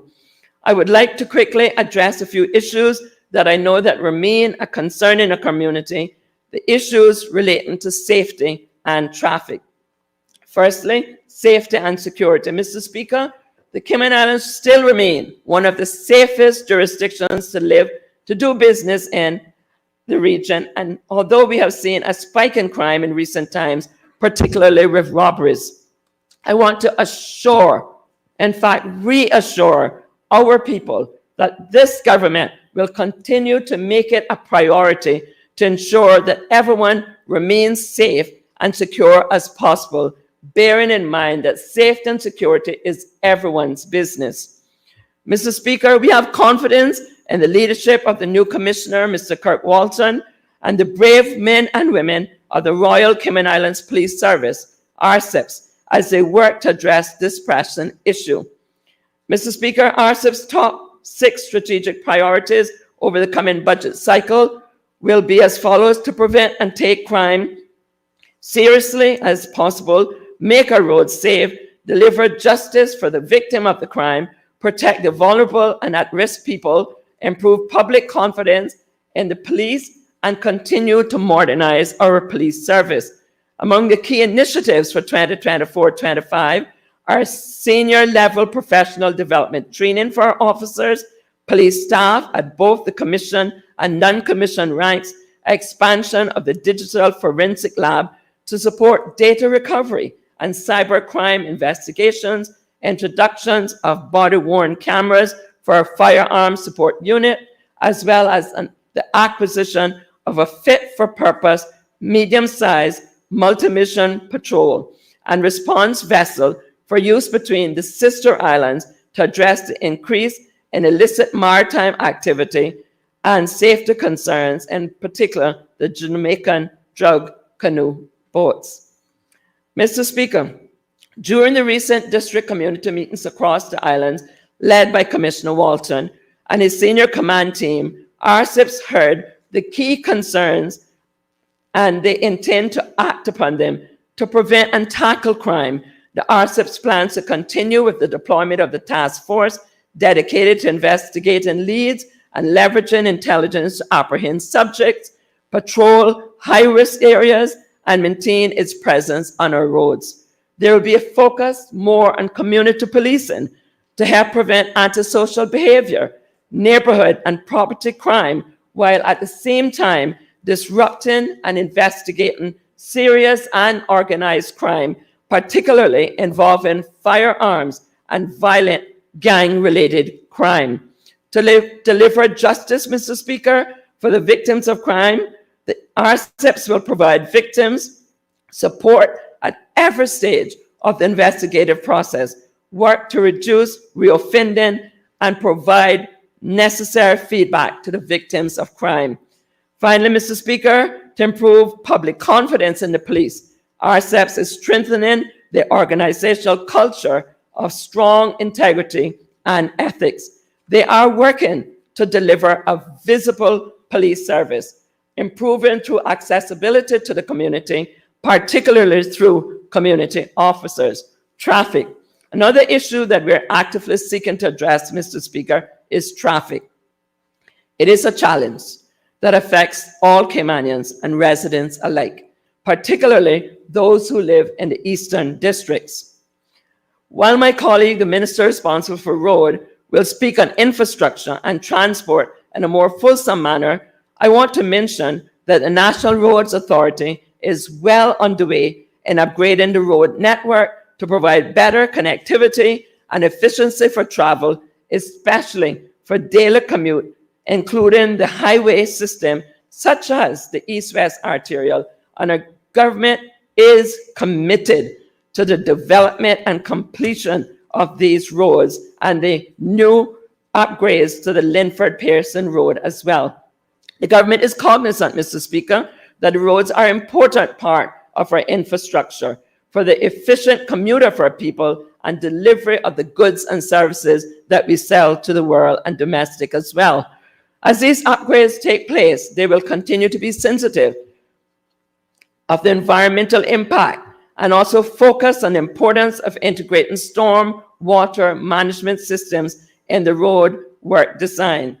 Highlights of people-centered budget. Mr. Speaker, while I have earlier gone to great detail on the areas of responsibility of myself and my cabinet members, the portfolios, and the parliamentary secretaries, I want to briefly outline some of the highlights of our UPM government. As can be expected, Mr. Speaker, a government that is putting people first, we have focused on operating expenditure on the areas that most impact our people's well-being and success, notably in education, in health and wellness, in housing, in infrastructure, as well as our natural environment. We will also focus on supporting and grow key industries of financial services and tourism, as well as sustainability.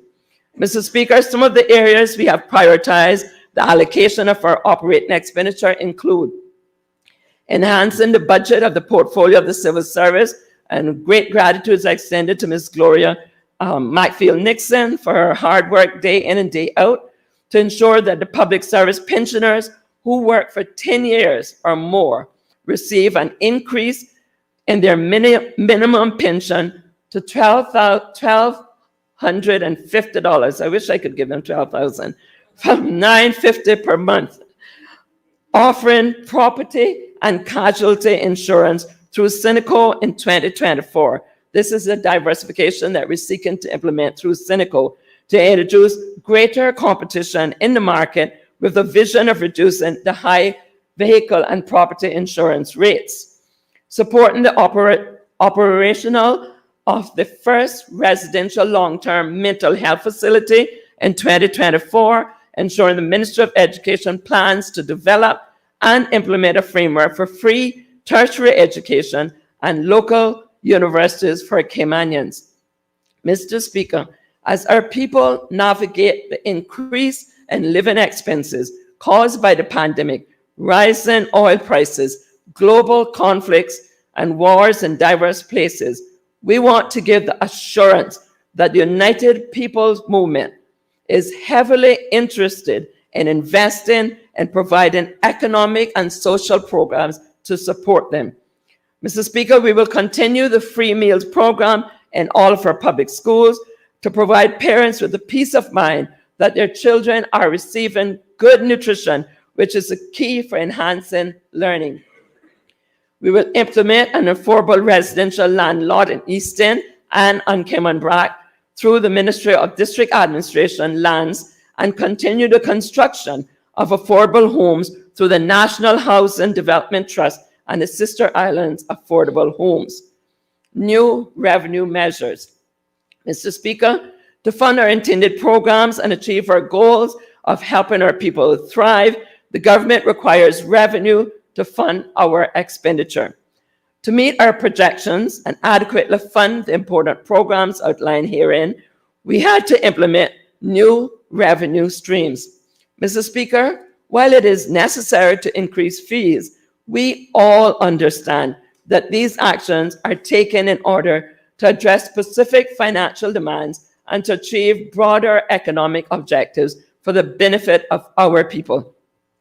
The revenue generated through these new fees plays a vital role in funding critical public services, healthcare, education, and other essential social programs that contribute to the overall well-being of our society.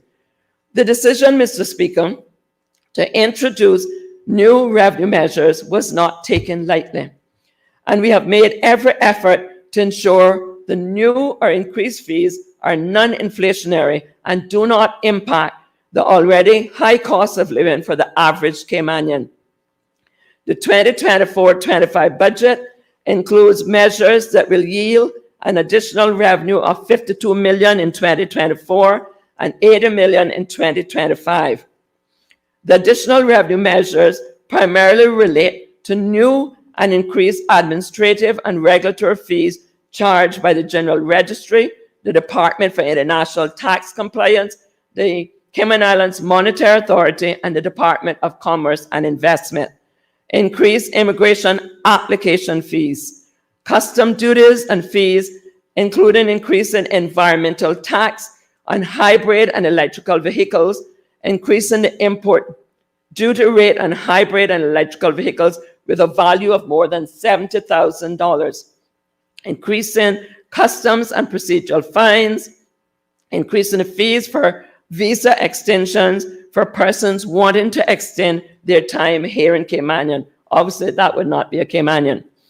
Increasing stamp duty rates payable to properties purchased in high-end geographical areas on Grand Cayman. These new revenue measures, Mr. Speaker, will go towards funding our operational expenses. Several capital projects benefiting our people are also planned during this budget period, including CIG land ownership for future projects through the Ministry of Lands, major education infrastructure improvements through the Ministry of Education, including the continuing and completion of the work of the John Gray High School, Project B and C, phase construction of a multipurpose hall at the Theoline McCoy Primary School Hall, phase construction of a new Cayman Brac High School, Lighthouse School expansion, phase construction of a new high school in West Bay, University College of the Cayman Island expansion projects. To support buildings and infrastructure, Mr. Speaker, for the entities under the remit of health and wellness includes the relocation and construction of the Department of Environmental Health new facilities on Grand Cayman at a cost of $2 million, fleet replacement at the Department of Environmental Health at a cost of $1.7 million, fleet mosquito research and control unit aircraft at a cost of $2.5 million, under the oversight of the Ministry of Home Affairs to complete the design and pre-construction work of a new prison at a cost of $3 million over 2 years. Several infrastructure and housing projects under the remit of the Minister of Agriculture, Planning, Housing, Transport and Development, major road works, $26.5 million over 2 years, district upgrades including parks, civic centers, ramps, jetties, and other development and infrastructural funds, $10.1 million over 2 years, building and repairing homes under the oversight of the NHDT, $15 million over 2 years, consultancy and project management services under proposed subsea cable, landfill remediation under the oversight of the Ministry of Sustainability, Climate Resiliency and at the cost of $1.4 million, projects under the Ministry of Tourism and Ports, establishment of a tourism attraction facility managed by the National Attraction Authority to include a restaurant, bar, entertainment, as well as job training for 200 Caymanian students, and a new location of the craft market, $2 million over 2 years. Compliance with the framework of fiscal responsibility, we will continue, Mr. Speaker, in the 2024-2025 budget. The Ministry of Finance will continue on the operating and capital expenditure. The revenue measures will lead an additional $51.9 million in 2024 and $80 million in 2025. Borrowings of $150 over 24 and 2025 financial years. The government will be in full compliance with the framework of fiscal financial responsibility and the principles for 2024-2025 financial years. Mr. Speaker, members of this Honorable House, you can clearly see that the 2024-2025 budget has been prepared with our people foremost in our mind. It offers an approach that is filled with hope and optimism for the people of the Cayman Islands and demonstrates the United People Movement commitment to responsible management of the public finances. It also is a reflection of our top priorities for the well-being of our people. Mr. Speaker, as a former educator, my overriding mission is to ensure that all of our people have access to the opportunities that will allow them to develop their full potential and live their life they envision for themselves and their families. As a cabinet, as a government, we have collectively done our very best to be strategic, prudent, farsighted in our budget allocations going forward, as that is the only way to ensure that all Caymanians and residents continue to have a good quality of life within our Caymanian shores. The government will strategically work to address our inherent vulnerability with appropriate focus on building resilience. Mr. Speaker, moving forward, there can be absolutely no denying that the overlapping global crisis of the past 3 years have been the most severe in decades, and their impact has been felt by developed and developing countries alike. In the Cayman Islands, we have weathered the COVID-19 pandemic. We have experienced the worst global health crisis in our lifetime. We struggle with worldwide supply chain challenges. We dealt with the demand caused by Hurricane Grace. We've navigated and continue to navigate through the cost of living challenges. But, Mr. Speaker, we remain ever so strong and resilient. We are indeed thankful for the removal of the Financial Action Task Force grey list, economic expansion, which is expected to continue with a projected growth of 3.1% in 2023 and 2.2% in 2024. Growth in stayover and cruise ship and arrivals with 105% increase in total visitation compared to the same period in 2022. We have seen a reduction in the underemployment rate for the lowest in decades. Mr. Speaker, these successes that we celebrate belong to every Caymanian and resident who have played their part in the island's progress. From the valiant efforts of our healthcare workers, our police officers, firefighters, tourism workers, educators, construction workers, private sector community, members of the civil and wider public service, every Caymanian has contributed to our collective success.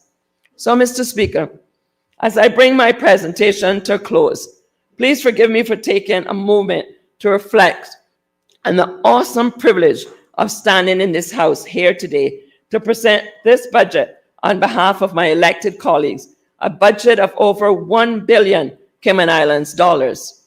It is certainly worth a pause for us to reflect on the successes here in these beautiful Cayman Islands. Oh, to think just how far we've come in these beautiful, beautiful Isles, Cayman. In Michael Creighton's landmark work, Founded Upon the Seas, it records that 100 years ago, and I quote, "The island's budget remained comfortably balanced throughout the 1920s, ranging between £6,000 and £8,000 a year. As a result, official salaries were increased, and the plan for compulsory education was finally implemented in 1920. Funds were also found to construct a simple but commodious building as a peace memorial in Georgetown, which served as a courthouse, a similar room, and town hall." End of quote. Of course, Mr. Speaker, that building has been aptly renamed Constitution Hall, given its historical importance by your good self. But let us consider that important piece of infrastructure that was built some 100 years ago. Isn't it interesting to see that the more things change, the more they remain the same? A key priority back then was education. It remains the same today. And imagine, Mr. Speaker, they even found a way back then in 1920 to uplift the salaries of public servants at that time. It remains the same today. None of us alive today bore witness to the debates that would have potentially transpired some 100 years ago, when our budget was between £6,000 and £8,000 a year. Yet we have all benefited from the foresight and the stewardship of those decision makers who wisely allocated the budget at that time. And so we take on that baton of responsibility very, very seriously. They made the best of what they had. While it's tempting to think that the sheer scale of this budget gives us greater latitude, it actually gives us greater responsibility. For it has been said, to whom much is given, much is required. Mr. Speaker, I make this appeal today to all of my colleagues in this honorable House. Let us never forget our solemn oaths and our duties as members of Parliament to serve as trustees for our people. We have been blessed beyond measure to be able to enjoy a level of prosperity our forefathers and mothers could never have imagined. That means we have to be good stewards of these financial resources and ensure that every penny, every project, every effort or initiative, and yes, every piece of legislation is for the benefit and betterment of the people of the Cayman Islands, our Caymanian people. More importantly, Mr. Speaker, it should be beneficial to future generations so that our descendants can reap the rewards of our foresight. In the words of the late Reverend Peter Ribble, we build, and I quote, on foundations we did not lay. We warm ourselves by fires we did not light. We sit in the shades we did not plant. We drink from wells that we did not dig. We profit from persons that we did not know. This is as it should be. Together, we are more than any one person could be. Together, we can build across generations.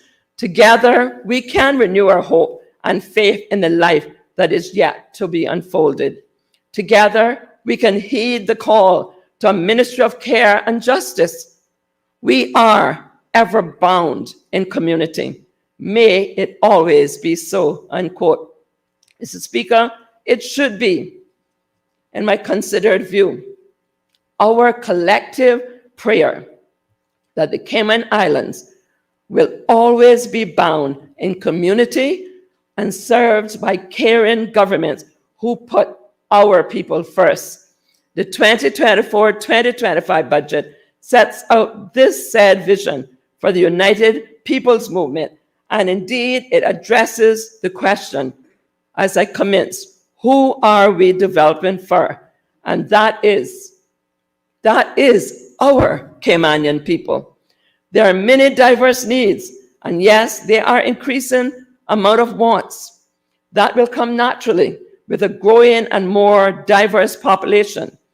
And placing the needs of our people first, we may have to change direction sometimes and our approach. So let us proceed, knowing that even 100 years ago, when our budget was a mere fraction of what is being presented today, we managed those resources well, and we did not depend on aid or intervention from the United Kingdom. I say, Mr. Speaker, that to remind us that our hard-fought constitutional anatomy and strong global reputation is because we have demonstrated the ability to effectively manage our domestic affairs, especially from a fiscal prudent perspective. It is my intention and that of my government to ensure that this continues. Mr. Speaker, as we are moving in the right direction, and I did not mean towards lunch, but I can sense the audacity of hope amongst our people. I too am optimistic, Mr. Speaker.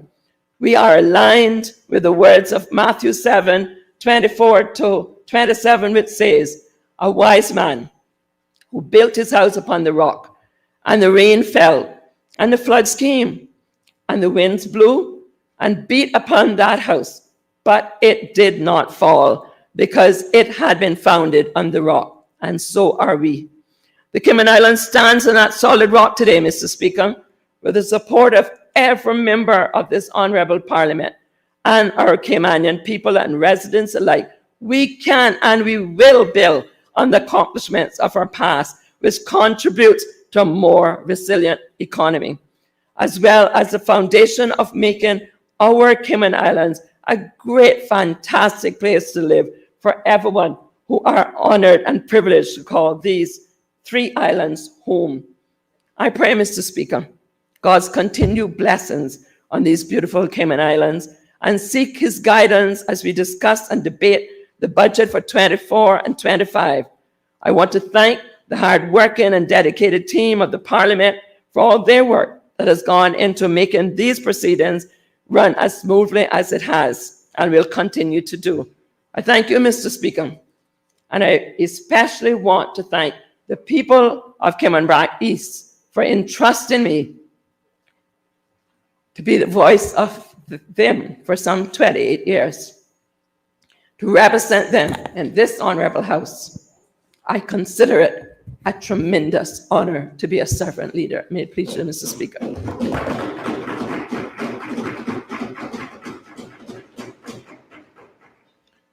Thank you, Madam Premier. There can be no doubting your stamina. I am minded to take the luncheon suspension, but before I do, I have been asked and I have granted permission to the minister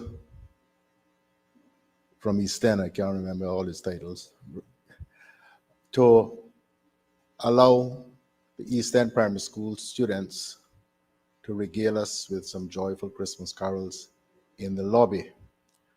So I would ask members to proceed there as soon as we can so that we can enjoy the benefit of those young people's voices. So the House will now suspend for lunch until 2:15 p.m. en punto.